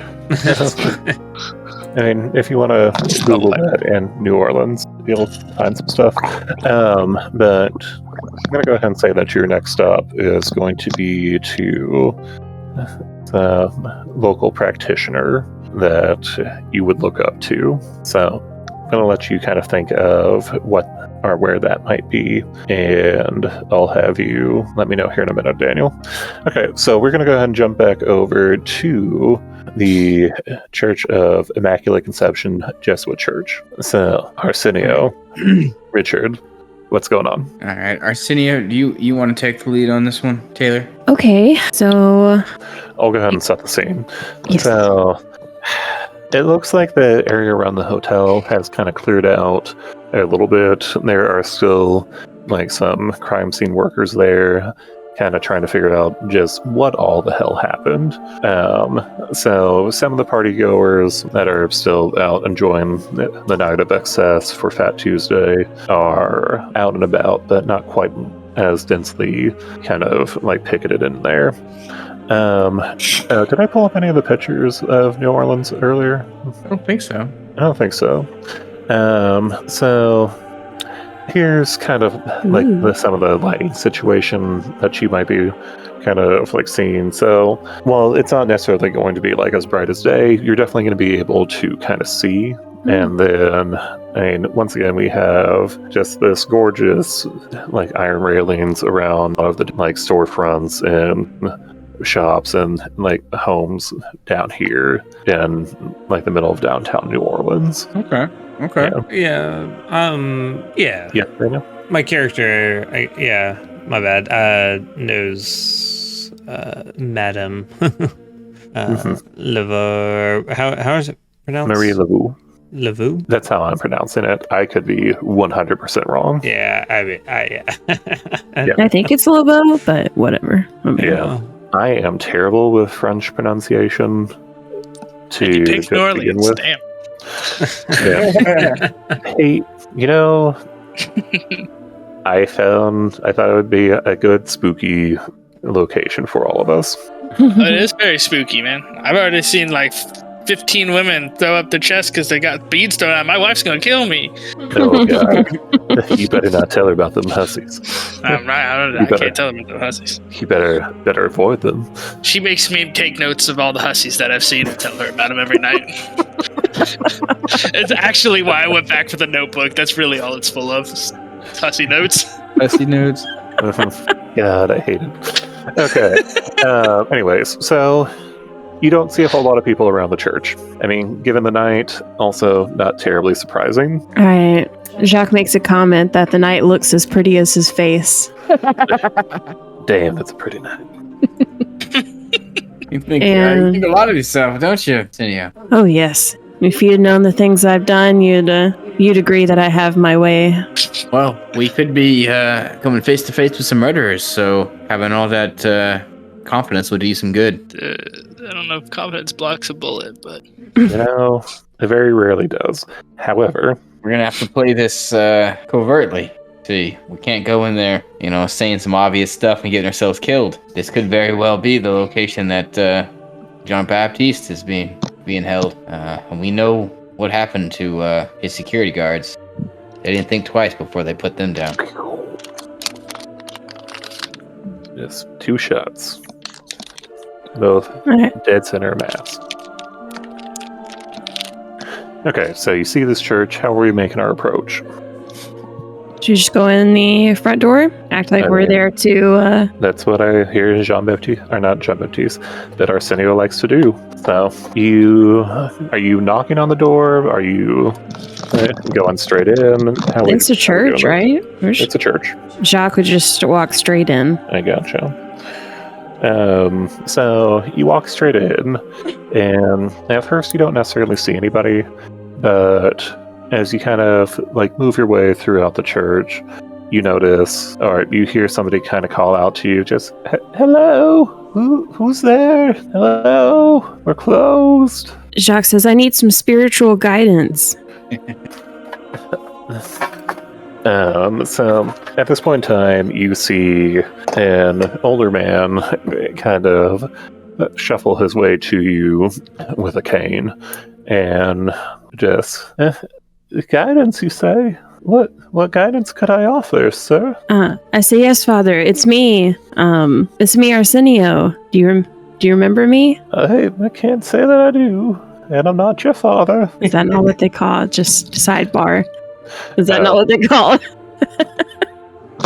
Since it's a Jesuit church, I'm going to say no. If we were at St. Mary's or St. Louis Cathedral, or Louis Cathedral, I would say yes. I wish I knew what that meant. I don't know what Jesuit is. Oh, okay. They're just not Catholic, which is where the father comes in. So what would you call him then? Does he have because I'm just saying Jacques would have said whatever his title would have been. I gotcha. It would have been more of pastor, elder, bishop, something along. No, not bishop. Bishop is Catholic as well. Jacques wants to play this is his regular church. Mm-hmm. Well, son, I think I would have remembered a jawline like that. Far too handsome to just hide in a crowd. I may not look it, but I was quite the looker myself in the back in the day. I know what a curse it can be. You feel a connection with this old man, by the way. You just know what it's like being too pretty. Just a bond. Sir, we saw something terrible today, and we just wanted to pray and see some guidance from the Lord. It wasn't any of that mess over at the hotel, was it? Seems like terrible business. Yes.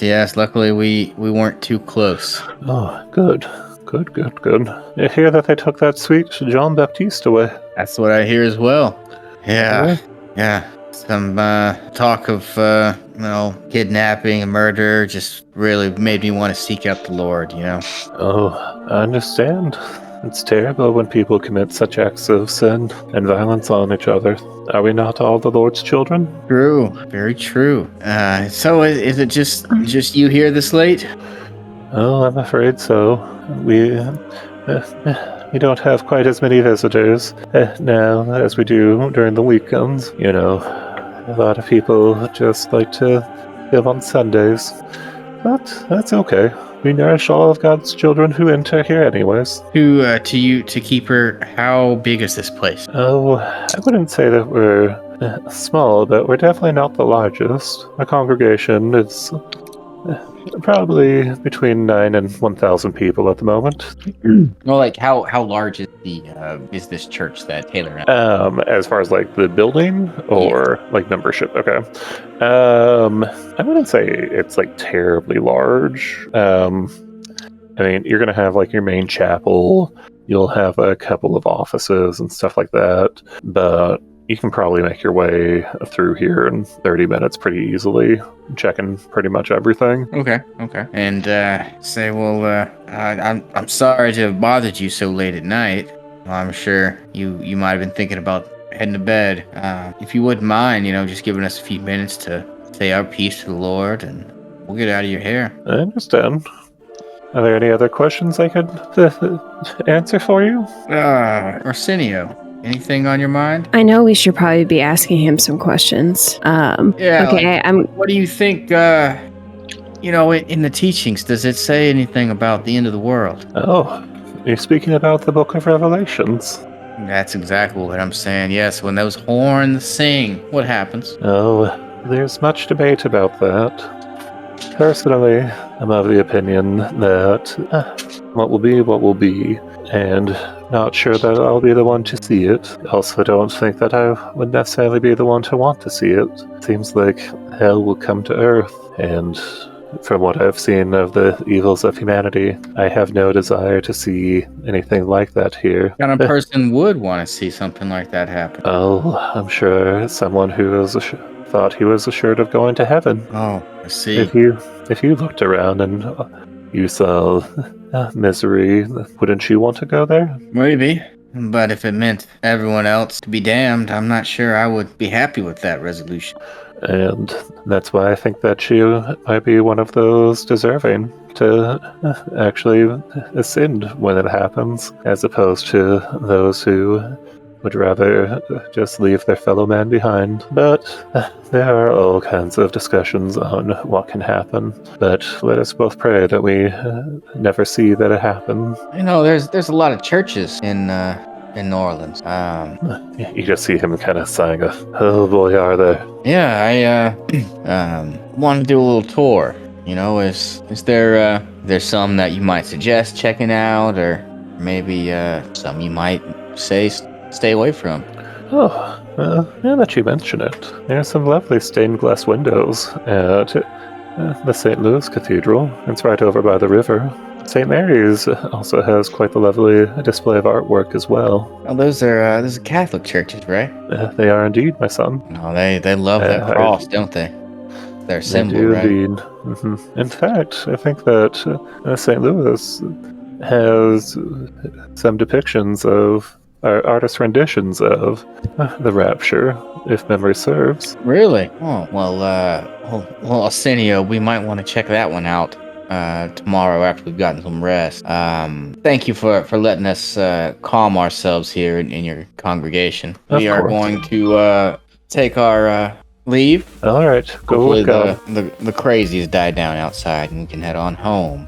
Right, Arsenio? right. Also, I don't know about you all, but this jazz is bumping right now. Yeah, it's nice. Well, all right. I guess we leave and start heading over towards St. Louis. On the way out, can I look around and see if there are any doorways that maybe look suspicious? Is it worth it? Since we're starting to run a little long, I'm gonna go. You wouldn't find anything. Okay, cool. There, yeah. You've gotten your lead that there are likely some depictions of the Rapture over at the St. Louis Cathedral. Awesome. So, Felix, John, we are heading back over to you. You are seeking out somebody that is going to likely have more information on the Laveau family. Which is his contact, LeFleur. That's the family Madam? that you're looking at. Well, okay, I thought he had a contact named Madame LeFleur or something that might have been like related to them or something. Gotcha. Did I mistake that or? That's who you're looking up. I don't Okay. know who his contact would be. I'm assuming that he has. Okay. Well, I'm gonna look up the registry and see if I can find any LeFleur or LeFleur people besides John. Anybody related to him? See if I could figure out if he has like a sibling or, Daniel? Is he not here? He's not up at, or he's not here at the moment. He got up. Okay. Just for the sake of moving things along, I'm going to take the car on down here and just coincidentally, there is a little voodoo shop that you are going to head on into. Okay. Felix is going to make some introductions. He is going to ask what or if the name Lavu means anything to anybody, and we are going to head over, and you hear the woman in there kind of gasp as they ask, "Do you mean Marie Lavu?" And you see that she is the voodoo queen of New Orleans. Sorry, I'm back. No, I gotcha. We moved it along just a little bit. But basically, we're kind of digging into Jean-Baptiste's background a little bit more. So his grandmother is known as the Voodoo Queen of New Orleans. So at this point in time, Felix has kind of put together that a powerful voodoo totem has been taken from him, and that Jean-Baptiste is related to somebody known as the Voodoo Queen of New Orleans. Would this be the same one from my backstory, or does that does it conflict? It's the same one that was stolen from you from the whatever it was called, the masquerade ball earlier today. What I'm asking, if you look under my people I know, Madame Laveau was one of them. I did not know that. Okay, yeah. Yeah, no worries. Otherwise, yeah. I'm sorry, I totally missed that. But yeah, we can say that this is, or that definitely would have stuck out to you. So, kind of given that connection, you would know that while she is dead, she is buried in the St. Louis Cathedral, or not Cathedral, but the St. Louis Cemetery in New Orleans, which, fun fact, is where she's buried in real life. So we need to go to her resting place and see if she's been looted. Not a bad place to go check. Also, conveniently, these two are heading to the St. Louis Cathedral as well, which you two happen to be kind of nearby. I'm going to go ahead and say that you all kind of run into each other at the church. God works in mysterious ways. Detective Felix. What are you guys doing here? We were following a lead to find the Voodoo Queen of New Orleans. We're following a lead as well. We're trying to find out information about the rapture, and it led us here to St. Louis Cathedral. This could be where these extremists are hiding out. That can't be a coincidence. Are we outside of the cathedral? You are standing outside the cathedral. If you want to be, you can be on kind of front end. This is going to be where that famous square is in between there. Did I grab any pictures of this place? I did not. Sorry, I missed that in my prep. But no, that's all good. Mm-hmm. All right. It can't be a coincidence. Both of us are investigating the same case. We end up in the same place. My intuition is telling me this has got to be it. What does this Voodoo Queen have to do with the case? I tell him about everything, about how she's his grandmother and all that stuff. That must be why they were talking about his blood. His lineage goes back to voodoo. But what do they have planned with him? I don't understand how this one guy's blood can bring about the end of the world. I don't know. But if this is real, we're going to need some backup.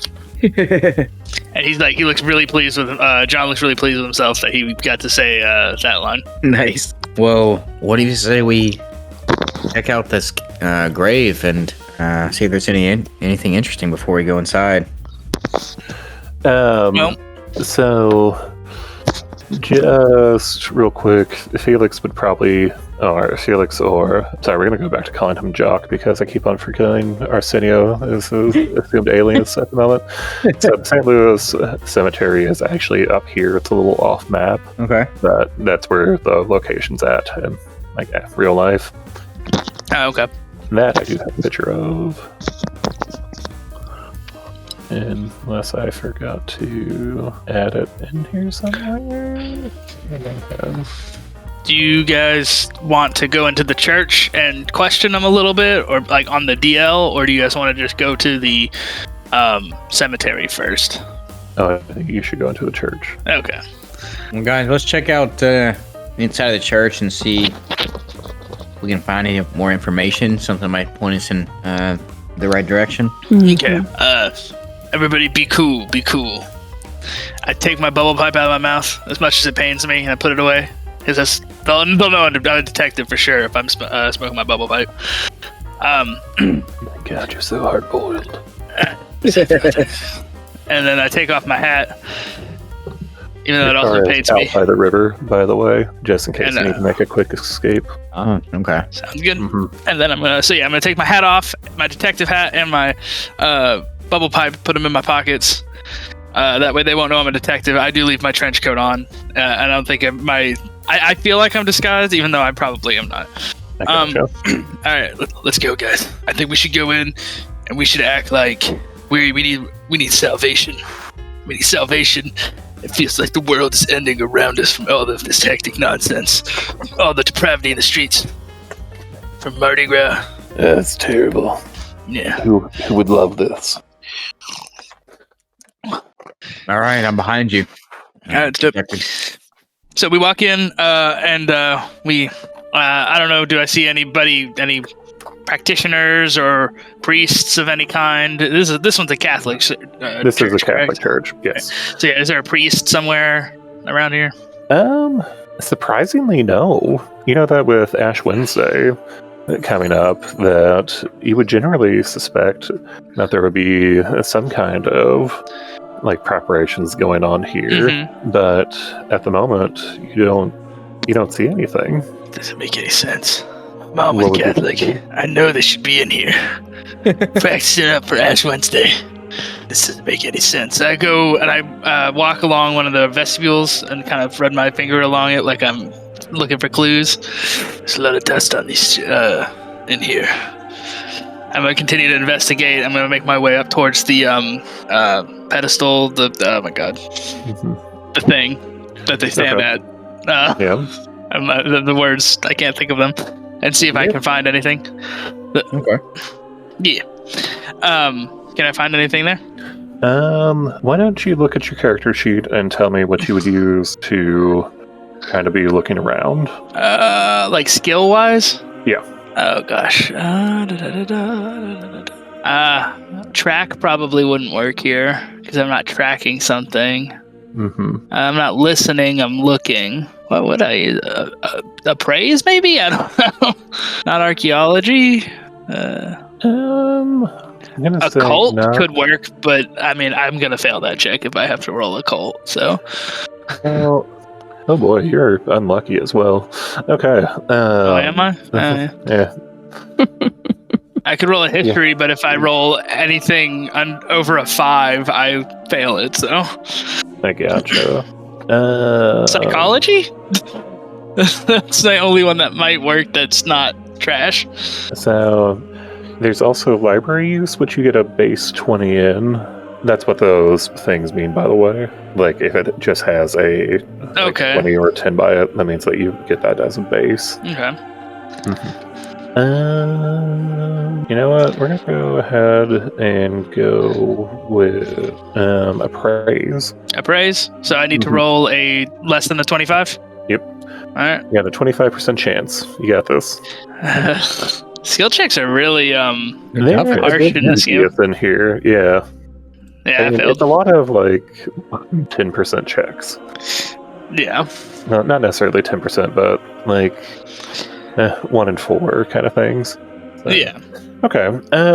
So you got pretty damn close. I wouldn't say that you necessarily find like a ton of information, but you kind of notice that, oh shit, yeah, there are a bunch of different like references to the Rapture here. As I click on this, be sure to show to everyone. Okay. So I call everybody over to the sheets of paper I find. I'm like, look at this, everybody. yeah, so shared a note to everybody that says, in the Book of Revelation, St. Michael slays the seven-headed dragon, a symbol of evil in the fight between heaven and hell. And we have this lovely photo of Michael just being an absolute Chad. Not real sure what's going on here. Is this breathing fire? Maybe. I don't know. Looks like it's wearing a crown. I guess. Yeah. I spent a fair amount of today just looking up cool pictures of the rapture. So you That's all fair. get to enjoy and that as well tonight. As we kind of move over, as we move over to Laughing Hirsark, you just see just the depiction of souls going down into hell, just falling, just kind of portraying the fall of man, you would think. This damn apocalyptic thinking. It's the exact kind of shit why I left the Catholic Church when I was 17. So hard boiled. And then from the Divine Comedy, we have a depiction of Dante's Inferno, showing the different levels of hell with just multiple 7 rings. So not only we deal with some crazy occult bastards, they're also college educated. In classic literature. Judging by the picture choices, I can see they're still in their teenage angst years. They're so edgy. They're edgy. Okay. Alright, so I would definitely say we probably found the right place. Alright, guys, we found the right place. Gotta be it. You're definitely feeling pretty confident in that. Is there a telephone in the church somewhere? Yes, I would say that there would be one. Does wiretapping exist back then, or would I know if it did?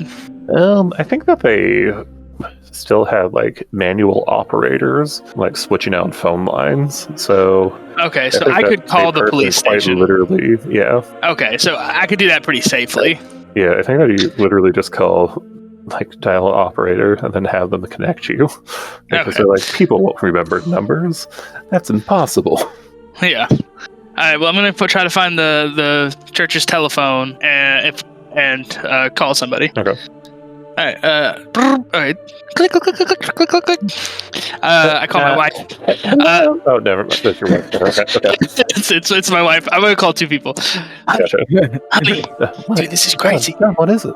It's crazy. It's everything I ever wanted to be. They're occult. They're crazy occult people. Did you run ahead and go, goddamn hussies?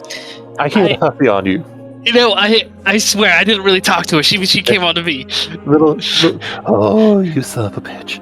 Oh, No, I'm sorry. I'm sorry. I'm One of sorry. them hussies. You better pray the world ends tonight with what I'm gonna do to you. No, seriously, honey, it could though. I'm about to save the world. I didn't even talk to the hussy. I told her I was married as soon as she called herself a hussy. If you don't save the world, I'm gonna end yours. Oh, jeez. Okay, honey, I'll talk to you later. Just and hang up the phone. Then I do the little dial thing. It's the Call the full-on police. spin. Just Yes. Shit. Hello. Hey, is this the operator, or is this the where I was trying to go? This is hussy number 2. Oh no! No, come on! Like, I'm married. I can't. I look over at. Sorry, Taylor. What was is your character Jacques? Yes. Technically, it's Arsenio, but Arsenio. Yeah. I look over at Arsenio. I'm like, I feel your just has a pain, weird hot Arsenio. lady thing. I don't understand. I'm not even that good looking. I don't think. Like, they just keep coming. I'm married. I'm sorry. Can you please just connect me to the police station? Fine, but we're gonna talk later. No, we're not gonna talk later. Come on. You can't even I see me. You will doing come on. Oh no. Maybe I'm just gonna start acting like a woman on the phone so the hussies don't find me. Oh, they're gonna find you. Oh no. Some of them are into that. Oh yeah, probably. Mhm. But yeah, I call the police station and I just tell them, give them an update on the investigation, and we're pretty sure that the cult is HQ'd in this church. Okay. They definitely appreciate it. Mm-hmm. And I we tell thought that them we're getting some strange reports coming from around that area, and asked if you could look over by the river. Oh shit, that's where the car is. I say, fuck, that's where I left the car. Alright, I'm hanging up, and after we check that out, we're probably gonna go to the cemetery of this church. So just so you know, if we don't come back, that's where we were. Alright, later. Alright, bye. And I throw the phone, hang it up. I'm like, guys, we gotta go to the river. Apparently there's some strange happenings by the river. Let's go. Let's go. That's what I had for the car, I guess. Okay, so sorry, as I learn how to navigate through things. We head back outside, and by God, there is a new dead body just right out in front of the church. In the Right square. outside. God knows. It's right in front of the square. Oh, shit. Who is it? We don't recognize him. It's not LeFleur or whatever, right? No, it's on the floor. Okay. So you come up on this person, and it looks like something bestial got at him. Okay. Like, Detective, you're no what doctor. do you make of this? You're no doctor, but it looks like the throat's been ripped out. That's pretty messed up. But I'm a little bit too worried about what's going on. I can't call the police station again. We gotta go. These murders are picking up. Another person will find this body. We gotta go to the cemetery quick. Detective, this is a person here. I know, and a lot more people are gonna die if we don't if we don't stop the end of the world. I grab him by the shoulders and I shake him. You just hear that, like, I stop. What is that? Detective, what is that? I turn around and I pull out my gun and I point it in the direction I hear the noise. Who goes there? Come out or I'll shoot! It sounds like a dying baby. You hear more shuffling. Just shit. I need to get those out. It's just a cat, everybody. You see a mass start to shift and slither towards you. Actually, let me blow this up because I think it looks cool. Give me 1 second.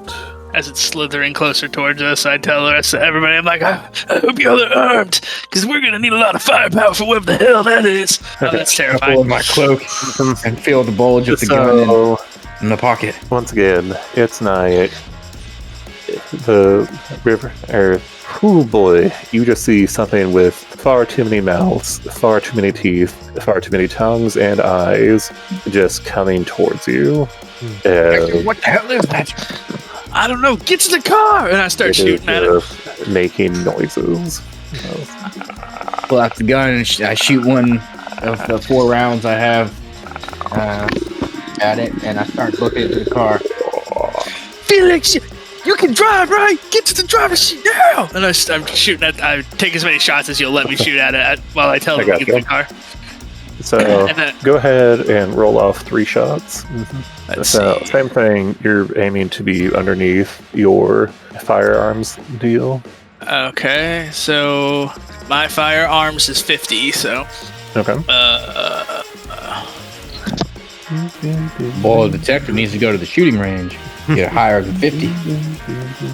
But you... No, he wants to be under 50.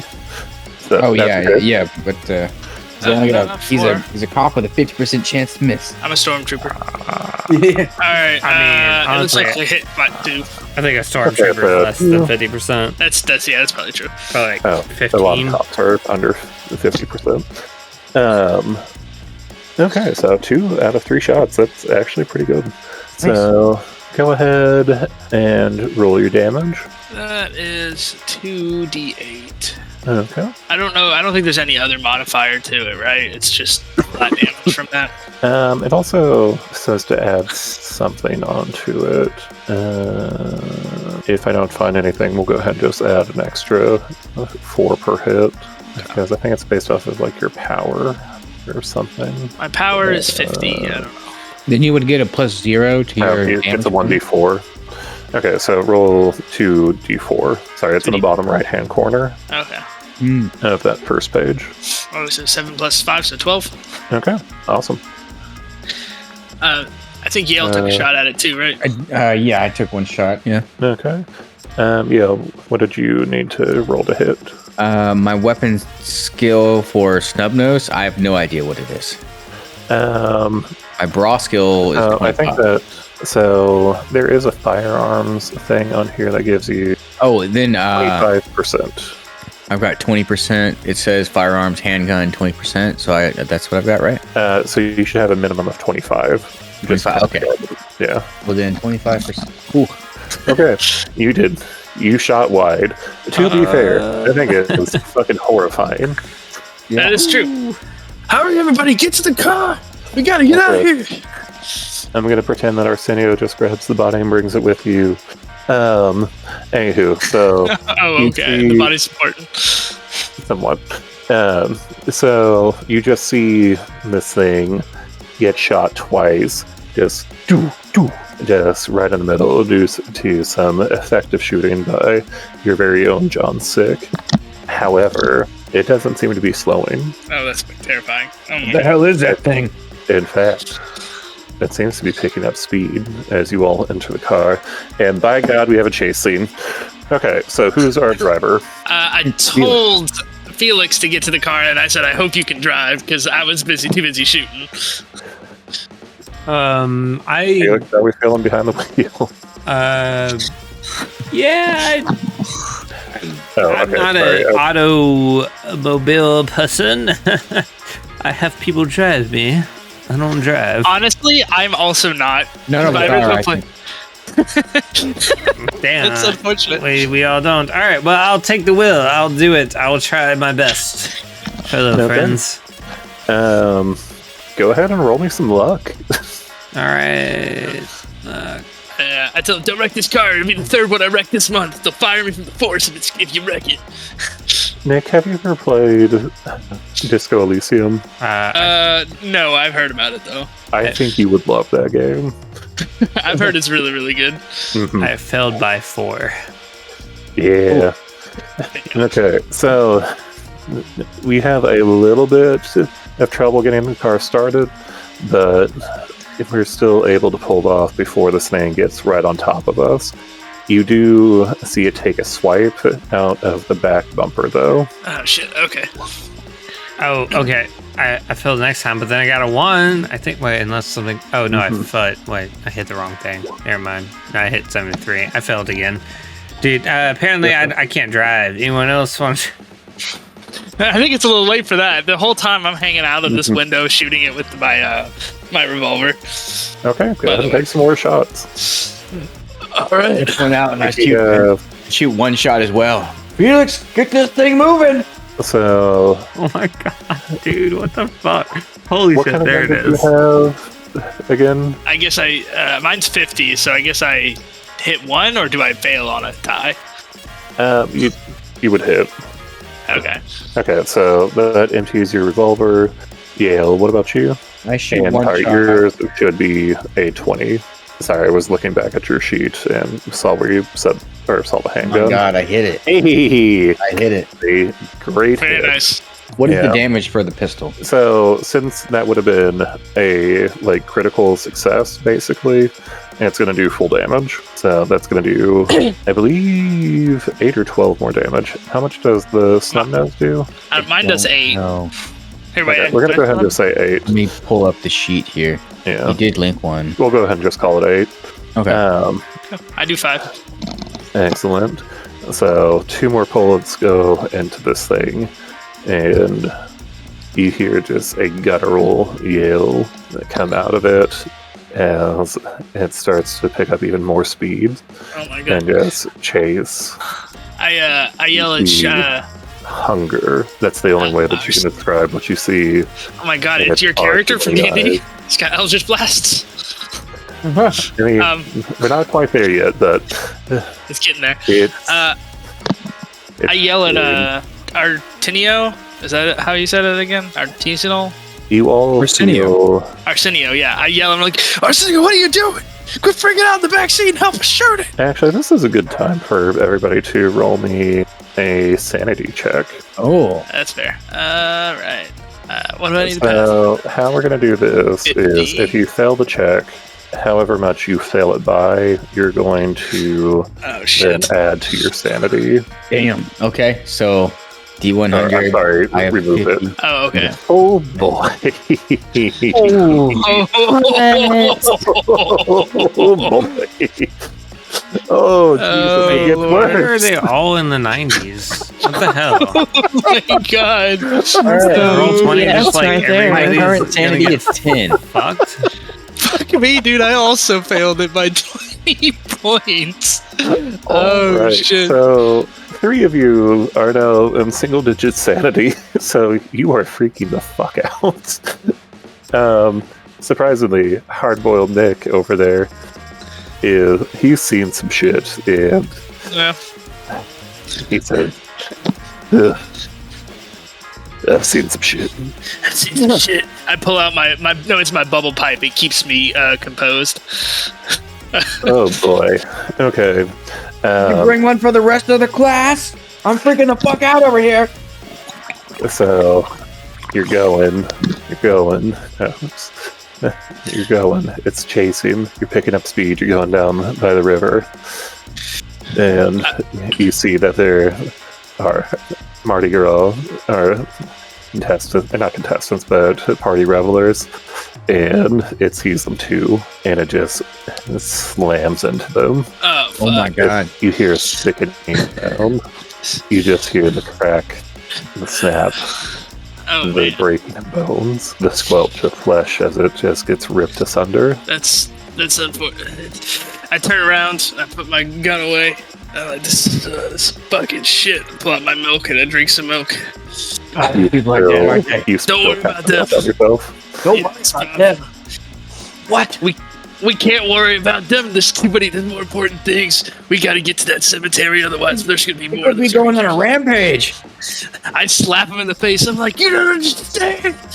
We don't have any choice. We gotta go. We're the only thing standing between us and the planet and hell right now. We gotta get there. Felix, get us to the cemetery. Are you sure? I don't think I can drive a vehicle very well. All right, then pull over. I'll get us to the cemetery. Yes, at this point in time, you actually run over somebody. Oh my god. Felix, what the fuck? And I just lean Are forward you and with grab them, his shoulder. Felix? And I just feed him some milk. I'm like, you need to get your sanity back. Drink some fucking milk. Can I get some type of advantage with the milk? Go ahead and roll the d10, and whatever you roll, you get to add back to your sanity. Okay, you add 4 sanity. You feel better, Felix? No, pull the car over. You just hit a civvy. Alright, Does he pull the car over? Yeah. Yes. Yeah. I'll pull it Alright. over. I wasn't Alright. trusting in myself in the first place, so. That's fair. I take control of the car and I turn it around and I drive us not You hear, near the river. Freeze! I look to see where that is. You see a couple of officers that just saw you hit a man and run over. And just like, get out of the car! Hands on the ground, face down! I get out of the car and I'm like, it's me! It's John Get Sick! off the goddamn ground! Don't make me say it again! What the fuck is going on? I will put a fucking bullet in your goddamn eye! You know who I am, I'm John Sick, and I know I'm on a case. This is an important That's case. We don't have time. He shot at I'm me. not gonna say it again. Get on the fucking ground. I like, you got on the fucking ground. I jump in the car and I fucking rip shit and just fucking try to drive off as quick as I can. Everybody, put your hands down. Oh god. They're gonna take 2 shots. All Who has right. the lowest luck? Me, I think. My luck is 75 right now. Mine's Minus 40. mine's Okay. 55 still. And Tay, I think, is sitting at 65. So, all right, they're gonna take a shot at you, Mr. Hardboiled. He's soft-boiled. He hasn't earned the hard-boiled title yet. Not a mistake. He's I don't know. only You guys just soft. fucking murdered a man, so I mean, yeah. I would say he's probably gonna be hard-boiled after this saving the world if we do save him. Well, the first shot definitely goes wide, and I'm gonna say that one is gonna go wide as well. But you now hear the off in the distance behind you. Is Alright, that well- Asian girl from that Kung Pao Enter the Fist movie? Maybe.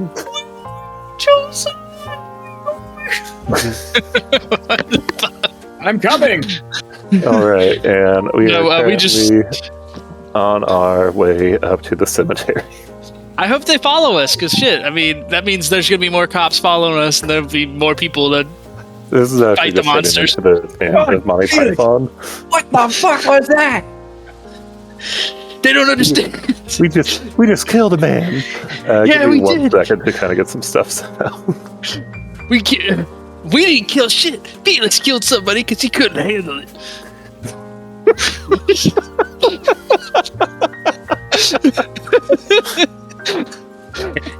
Just because there's some horrors from Diablo, not Diablo. Oh my god.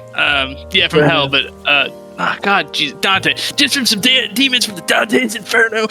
You're just appearing here in fucking New Orleans in 1919. Doesn't fucking matter. We got people. We got lives to save, and maybe somebody died. That's tragic, and we can deal with it later. But right now, we've got a job to do. Damn it. Pulled me into some weird shit. I didn't pull you in anything. You wanted a fucking story, man, and you're gonna get it. How did I get sucked into this? I didn't want to be a sell story. goods. I wanted to cover the story. Well, now you're fucking starring it, Boy, baby. howdy did ya? God damn it. All right. That sanity roll, I think, is legit gonna fuck us before the end of this. Y'all are basically in like critical health now. Mm-hmm. Yeah, it's You know, that Great. is part of the fun of this, though. Yeah, that's true. Okay. Yeah, I don't know how to work the fog of war super well. Is there a good way of kind of like drawing and stuff? Yeah, what I found is actually the most effective. It's just putting black boxes over everything. Not even using fog of war, just drawing polygon black boxes over everything and moving them as you see. Okay. You know, that's a good call. Let me do that real quick. Sorry, I meant to have this done and forgot. I'm good. That's all good. I do this stuff all the time. I'm like, oh shit, I forgot something. Does my pep talk about how it's saving the world just give anybody any sanity points back? Anyway. The milk helped. I mean, I'm gonna say that the pep talk helped. Alright, fair enough. You're not hard boiled enough for that. The thought of Fair. like just running someone over and then you give me the pep talk was just like it just canceled out the Oh, okay. running over. That There one we go. person. There we I'm go. curious, does my background give me any resistance to this type of Mine gave No. me resistance to insanity checks based on dead bodies, so I'm going to be honest with you. I am not familiar enough with this game system to tell you one way or the other. okay. It very well may, but Is it we voodoo? are in the in game. I Okay. don't think it is voodoo. No, because it was like a horror, like a hell creature, so. Shit, I need to just copy and paste your characters over. Sorry, almost there. It's all good. Man, the rolls are definitely harsher in this Oh, than yeah. in D&D. You know, I was not necessarily meaning for that to happen, but Well, no, that seems like just the game is meant to be harsher oh, it than is. D&D. Okay, so I got Richard and Jock over here. I need to pull out Felix and where is old John sick? There he is. John Stick. John sick. He's a sick John, living in a sick world. It's a pretty sick world. Actually, his life is pretty good. He's got a loving wife and kids who support him and everything he does, and his dream to become a hard-boiled detective.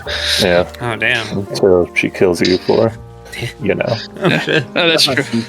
the hussies. Mr. Humpty Dumpty better stay on top of his wall. Mhm. If not, he will have a great fall. Oh, he will. Okay, did I get you control? Yes. Okay. So, we missed some stuff, but that's okay. We're gonna call it good. Okay, so we are now in the middle of the St. Louis our cemetery. This is an actual map for the place. Okay. I will say that you won't necessarily know exactly where all of this is.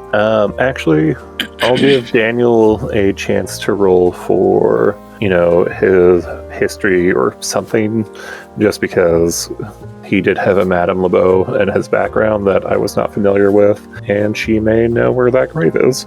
Okay, I gotta roll 40 or less. Nope, I failed. Okay. Also, just because I was proud of this slide, here's an autopsy photo for the person, or that dead body that you found out there. Nice. So you see that the God, throat is dude. ripped out. There seems to be almost like an execution kind of wound back here in the head. A couple stab wounds, and it looks like his liver has been ripped out. That's rough. But, it is. But it is what it is. Definitely had a bad day. Okay. 1 second, I'm going to switch the music over. In fact, we're going to turn this up.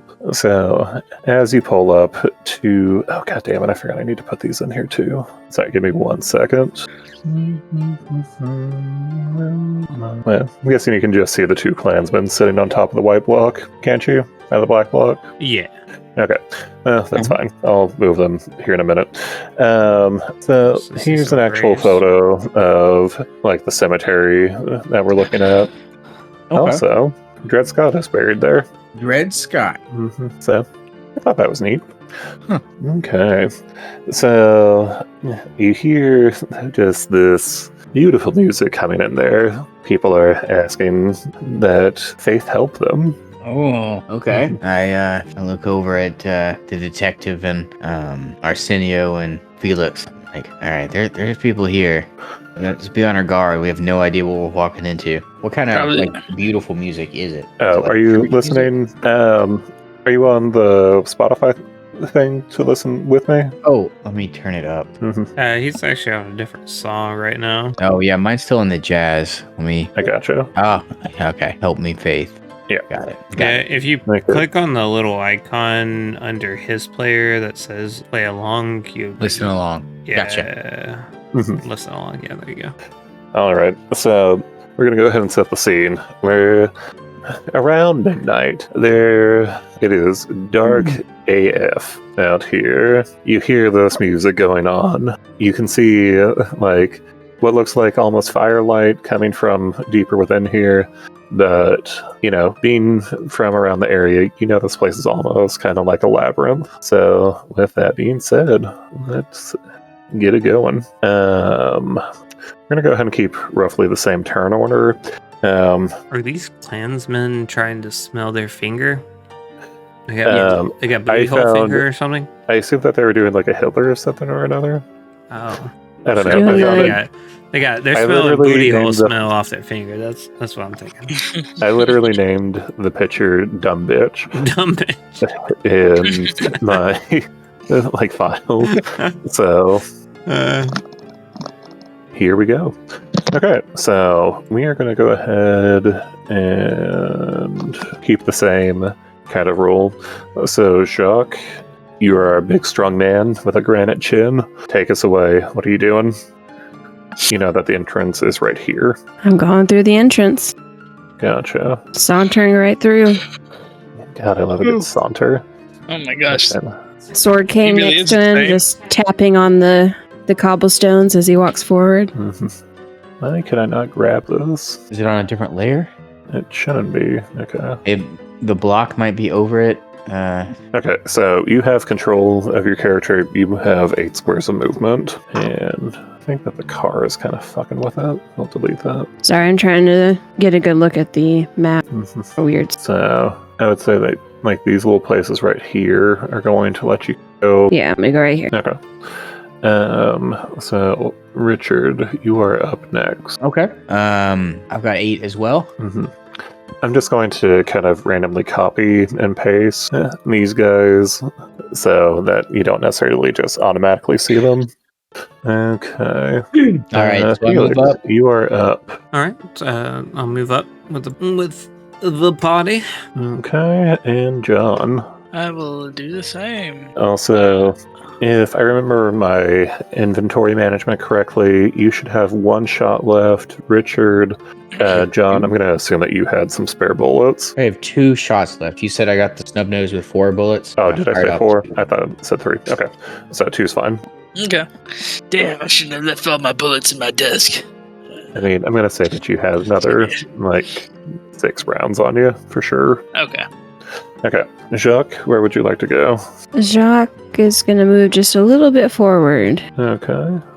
He thinks it's probably a good idea not to get too far. I want to move this way. Can I do that? Which way? Yeah. All right. I moved in 3 spaces to see what is over here. Okay.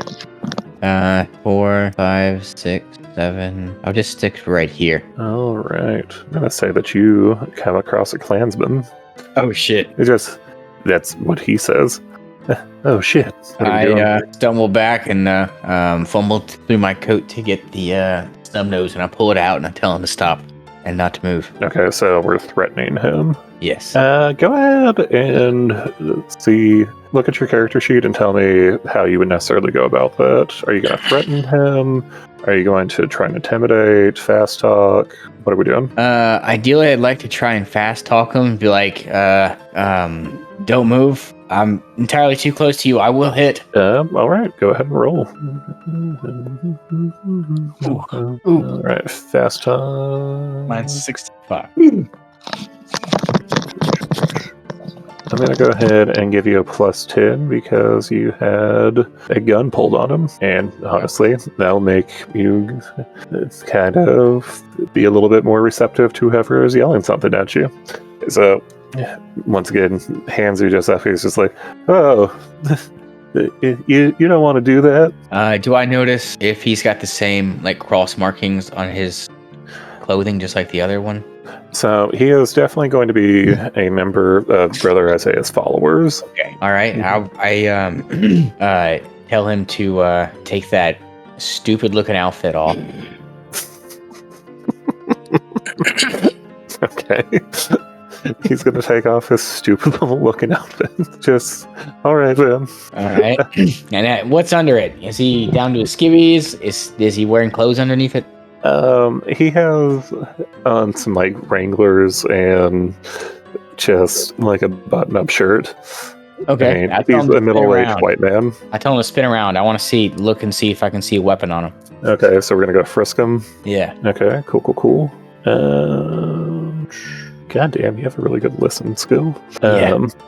Okay. I'm gonna go ahead and say that you find like a little like billy club, something that he would use to just like beat the shit out of people, but he doesn't have any blades or anything like that on him.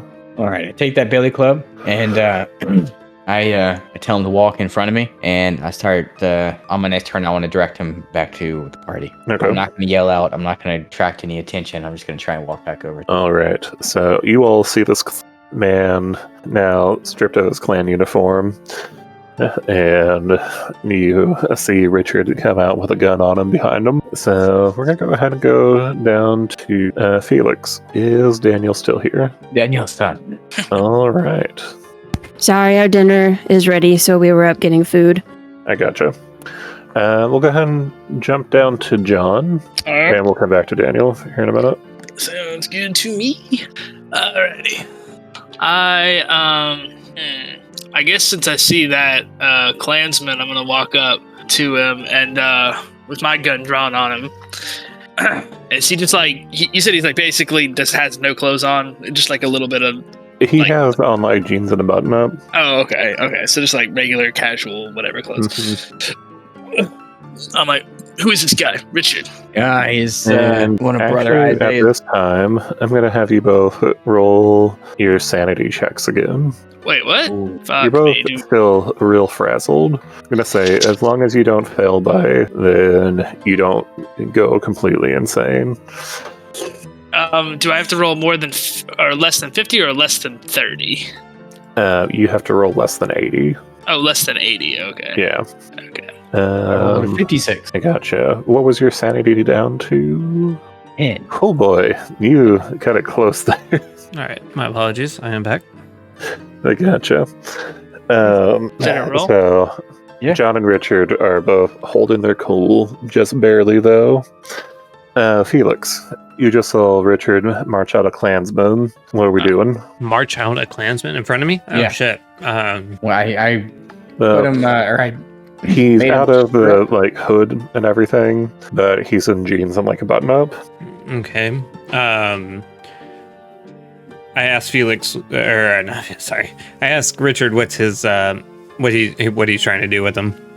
Well, obviously we can ask him some questions and see what the hell's going on around here. What the hell was that thing that chased us in the fucking streets of New Orleans? What the hell is this music? What the hell's going on here? Where is the candidate? Understood. I can agree with that. I kind of also just want to kill this guy, but that's fair as well. Well, I got a story right here. now that he sees Daniel walk up, he's just like, I should have known. It's always your kind around here. Just trying to stick your nose where it don't Hit him in belong. the back of the head with the billy club I took from him. Just, I look at Richard in like appreciation for yeah, slapping the shit out of him when I wanted to. you know what? Do your worst. It can't be any worse than what's coming for you. What's coming for brother. us? Oh, Coming for you him. see, Brother Isaiah, he foretold this. You see, he's a real smart man now, as he kind of just like points and taps to his head. But he said that if we got that down to colored boy, then we took him and did this little ritual around his grandmama's grave, then we'd be able to start the rapture. Good Talking Christian folk about like me, John as he Baptist? points a big thumb to his chest.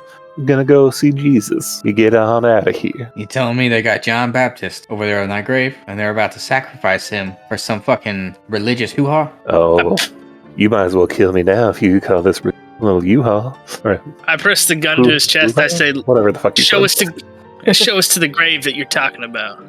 He says, fuck you, pig. I slap him in the face with the gun, like pretty damn hard, and then I put it to his chest as hard as I can, and I say, show us to the grave that you're talking about.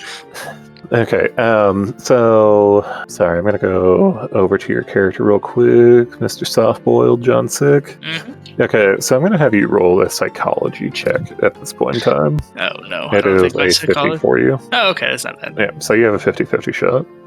Okay, that's not bad. Let me pull out. Okay, He's 17. been rolling better than any of us, so he's got a good No, chance. this. Oh, 17's that was the last one. roll. Yeah. I gotcha. Cool. Yeah, keep on asking him. I'm sure that Alright. he is of his right mind. Hand the billy club to Felix. Yeah, I might not be being able to do a whole lot, but how would you feel if he was the one hitting you instead? Yeah, shit. No, I don't need that. I got my gun here. I'll just shoot him in his fucking leg. It won't be no. We want to life-threatening. attract attention. You hear the song? If we can hear the song, they definitely hear a gunshot. No, okay, fair enough. Okay, yeah, hand me that Billy Club. All right, here you go. Watch away your sin. You just hear him start singing along with the song. Sins, Guess you might be about to meet your water maker. wash away your sins. Hope you made peace. Then Is it a? everyone begins. Let the water wash away your sins. I take the hood that he took off and roll it up and shove it in his mouth. You just hear him trying to keep on singing. I'm feeling it. I'm feeling it. Man, this guy's clearly lost it, man. Mm-hmm. Have any way to tie him up? What are you guys gonna do? Is Gonna it talk a- up or shut up? Is it a brawl to hit him with the club? Maybe, I guess like a small club. Attack. Base starting skill 25. He's just like gently swaying back and forth now, letting the music go through him. Because he knows that the longer you guys take, the closer the end of the world gets. I'm gonna hit him, I guess. All right, he is out. Damn. You knocked him out? All right. I say, guys, I've got his silly little outfit. One of us can put it on, pretend to be this jackass, and we can go inside their fucking cult ritual thing. Yeah. You took their gerb. We just need like 2 other outfits, and maybe we can pretend like we found Felix and bring him in there. I know this might make you feel uncomfortable, man, but we can get right next to Brother Isaiah. We can just like shoot him in the fucking head. Nah, I'm down. I'm down completely. Like, whatever gets these fucking pieces of shit in the grave, I'm about it. After that, I take the club and I hit him in the back of the head and knock him out. Oh, he's already out. I think you just killed him. Oh, well, I don't do it if he's already out. I thought he was still humming. That's why you were humming. You're just beating the shit out I'm after he's sorry. already down. This music is just banger after banger. Okay, never mind. Oh, Well, yeah, I let's give do- our- Far Cry 5. Yeah. I give Arsenio the cult robe, and I say, I mean, you might be the most charismatic of all of us.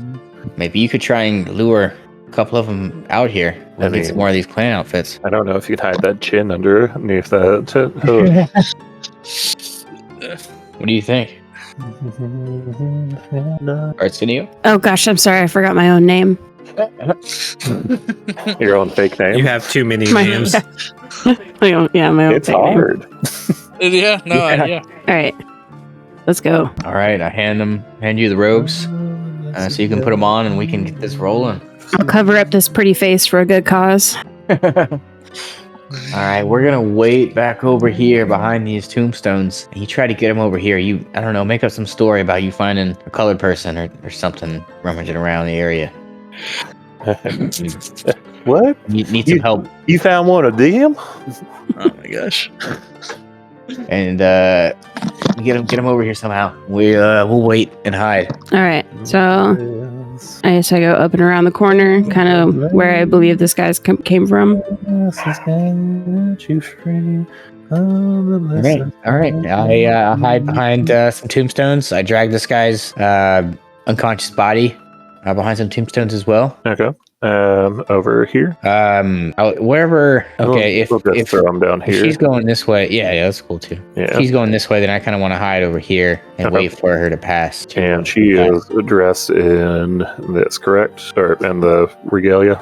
Yes, Yes. Gotcha. unfortunately. Unfortunate indeed. If I I give remember what Felix, I put up here. I look at that Billy Cub Felix is holding it. I'm like, you gotta, you going first, buddy.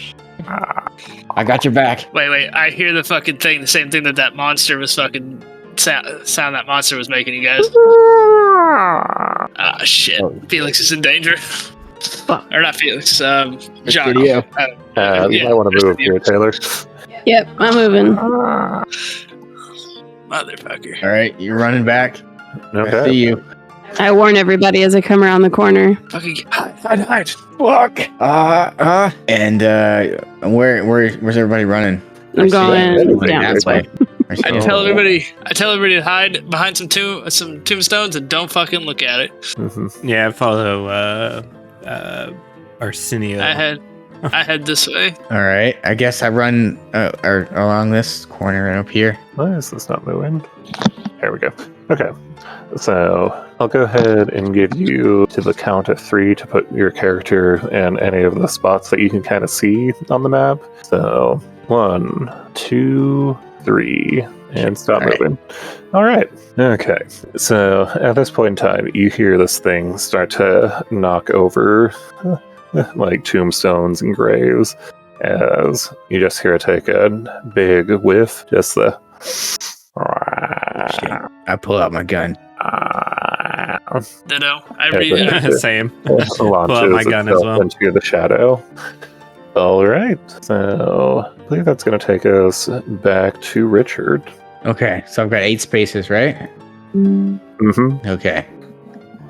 I'm gonna move one up to Felix. I'm gonna say, I'm gonna try and move out to the main road or the main walkway and move up north. I ask him, what's the strategic purpose of this? If I Okay, move fine, in the that's direction it came from, it won't. That's like the last place it'll look. Okay. Let's see how that works. That's 8 spaces total. Okay. And then we'll head down to Felix. All right. Oh shit. Uh-oh. Hearing DVD sounds all of a sudden. I was like, wait, what? I'm moving up the path here. It's this dark area, I guess. Oh no. Oh no. That's where it went. No. Oh, it's right there. Okay. Well, would I not have seen that? It's I just can't see beyond that wall. Nope. No, I gotcha. That's why I was moving it. I'm gonna say that you have the opportunity to either flee, shoot, or stand your ground. I'm gonna flee. I'm gonna get the fuck out of there. Good choice. I want to move Good choice. away. So I guess I'm gonna move 2 up, and then I'm gonna move a 6 down, I guess, or something like that. Gotcha. It's going to peel itself out of one of the graves that it smashed into and start taking a couple of steps your way. All right. John, you are up. You are in between some graves, it looks like. Yeah, I'm trying to hide under the graves. I'm going to stay crouched under the graves, try to stay out of sight, and I'm going to move north as far as I can, I guess. What is that, about here-ish? No, Okay. I guess. All right. Find out what's up there. Mm-hmm. I mean, hopefully not another one of these. It literally Hopefully took not. 5 That'd be bullets. terrible. It took it's probably one of these. It took 5 bullets and didn't even flinch, so. All right. Jacques, this thing is uncomfortably close to you. Oof. What are Okay. you doing? I'm going to say that it doesn't necessarily see you. I'm assuming that it's kind of on top of these graves at the moment, and you're kind of down in between. Okay. So you hear this thing. It is not subtle. Do you think you would try and keep hiding? Do you think you would stand your ground, pull out a gun, pull out your cane sword? What are you doing here? I think Jacques would definitely have his hand on his cane sword, ready to draw if necessary. Okay. But he's going to slowly, without turning his back to this thing, just move around into just a couple more graves away. All right. Now, going to let you know, we have a very important roll coming up. Okay. Your stealth is at 60. If you beat that, you do not trigger its notice of you. If you roll above that 60, it will attack. Let's roll. Hey. Nice. Oh boy. I'm glad I chanced that one. That could have been bad. Yeah. All Yeah, right. so Jacques seeing that he gets away, he's going as far as he can. Mhm. Tipping Okay. the fuck out. All right. All right. Everybody, go ahead and make me a sanity check. Once again, if you lose by 50, then you start subtracting. But if you keep it below, you stay sane. So Okay, so Jacques is sane. Richard is... Oh boy, you are losing it, my good friend. Nick is safe. God damn it.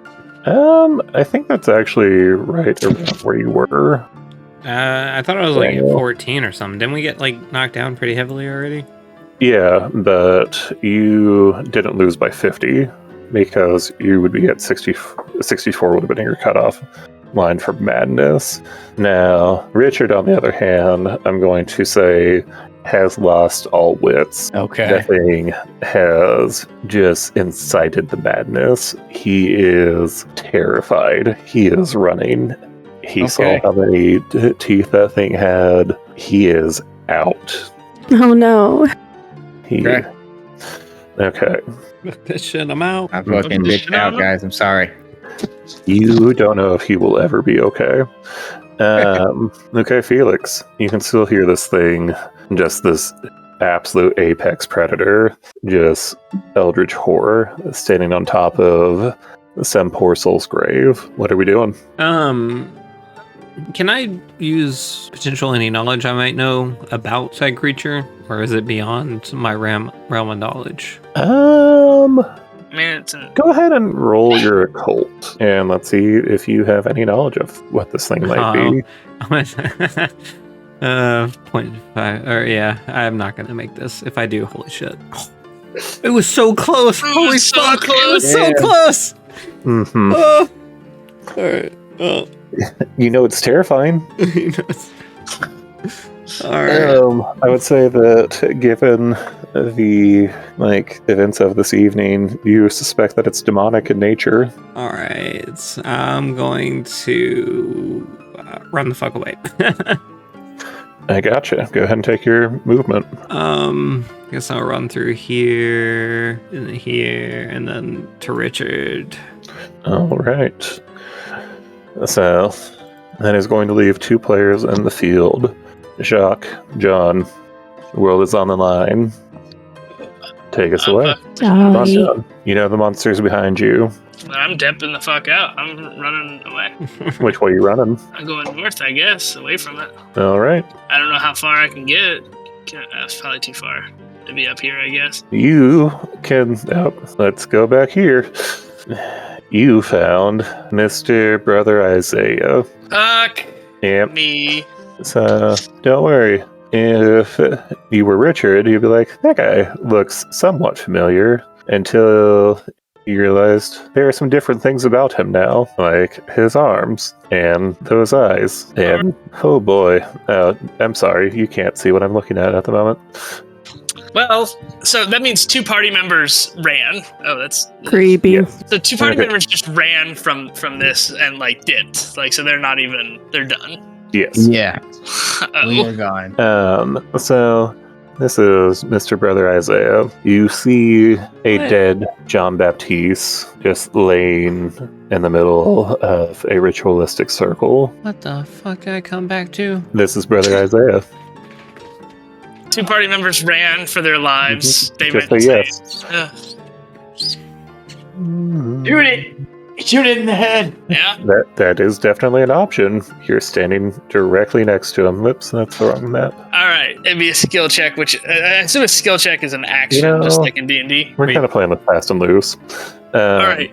The whatever's on the ground, the ring. You see John Baptiste's body start to kind of morph into one of these things, which I also might kind of introduce you to the thought that he may not have been the only person that was abducted this evening. Okay. Just happens to be the most famous one. gotcha. That I suppose that my only option at this point is when I see this guy. I think I can put 2 and 2 together, and the cultist wasn't a monster yet, so I can kind of assume. And I'm just gonna unload my whole revolver into his skull and hope that it saves the world. I gotcha. Since don't you're think- so damn close, I'm gonna give you a plus 20 to your rolls. All right. So that's what, 6 bullets? That's basically all my bullets. I don't know if you'll let me shoot them So all. I think you can probably pull the trigger 6 times in 6 seconds. So, All right, let's fucking do it. mhm. All right, that is a D100. Oh, hold on, let's just. Also, before you roll it, we're gonna say that if 3 or more of them hit, it's dead. Cool. So it's. All right, that's 1 hit, 2 hit, 3 hit, 4 hit, 5 hit, 6 hit. Right? Because it's Wow. above I- 70. Oh boy, yeah, I'm gonna say those hit. Let's fucking go, baby. I think he can shoot. He's a hard boy detective now, but Who's our boy now? All right, Call me You soft just see- boy again, Kevin. Do you it. just see those eyes just roll up into the back of its skull. Those tentacles that replace the arms of what used to be a man as they begin to fall. However, you see this begin to rise. You're out of bullets. I have 1 more. I have to reload though. You think of your family, your wife, your son, your daughter. As this takes a step towards you, it rips into the flesh of what used to be Brother Isaiah. It looks at you. It opens all of its mouths as wide as it can and begins to start to devour you. No. You have one bullet left. Where do you choose to put it? I choose to put the bullet as it lunges forward at me, all of its mouths. I stick my arm out into its mouth, the biggest mouth I can, and I pull the trigger one last time in an attempt to take it with me. I guess. It devours your arm first. Fuck. All right. Well, I guess I just punch it with my other arm. I don't know. It begins to ravage your body. I guess I'm dead. Unfortunately, it doesn't end happy here in Call of Cthulhu. Is the world saved? We don't know. Well, we fair enough. do not know. Jacques, Technically, Jacques right there. you just saw this thing Got a gun jump too. on your boy Mhm. and just ate his arm first. Mhm. Began eating the rest of him second. Mhm. What do you do? I'm going to move up on him and shoot the gun that I picked up earlier. I've been holding on to, and try From to finish off his efforts. From behind, you hear this thing land on the ground. This stops playing with its meal and starts moving towards you. This one comes at Yeah. a gallop. Mhm. They crush you between. Okay. The only thing left standing is that jaw. Sad day. Jacques Yeah. deserved better. No. Damn. The water wash away your sins. So- And that is our game for this evening. Fair enough. All right, I got my story, but I also got something I'll keep with me. but- for the So rest how of my did how did they die? They just all died. Why did they die? We got 8. I Two I of got them eaten. lived, two got eaten. So, just a quick recap of the story on some of the things that may not have been super clear. Brother Isaiah and his followers were an apocalypse cult who were looking to bring demons into the world under the assumption that it would start the rapture. Now, they did so by choosing to sacrifice living members of like families that had been practicing voodoo.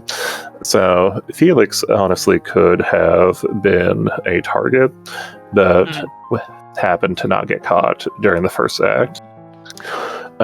So, yeah. Okay. And we don't know. Got the Did they just unleash a couple of demons onto the world? Or did they start the rapture? next I don't know. time. It's a one shot. There's not a next time. It's left I for the choose to people to see what comes out in that report. I choose to believe that John Sick saved the day and killed the lead demon. Oh, he definitely killed something. Yeah. 6 shots to the brain will, in fact, do that. Well, Yeah. John, you did our plan. You walked up to him and you shot him in the head. Yeah. You did exactly I mean- what we said we were going to do. Mm-hmm. Yeah, I did. You didn't. Eh. Not a single person can say that Too you bad. didn't. Too bad. The guy who's supposed to write my story left before he got the conclusion. I did hear 6 shots, but yeah, there's no way I'm going back to that fucking graveyard after what happened to me there. Yeah, Um, that's fair. I will never finish that story, and I know if I tell that story, they're going to lock me in the insane asylum. That's fair. But you know, if the world didn't end, you know who saved it. You know who's Yeah. it. Yeah. Mhm. Me and Felix got out, but we can never see each other again because it will remind us that our nightmares are real. Mhm. Yeah, that's true. Doesn't everybody feel great? I wish Jacques had just gone crazy now. I mean, John Sick didn't even feel crazy. He knew what he was in for. he's so hard-boiled there, kid. He was hard boiled there at the end.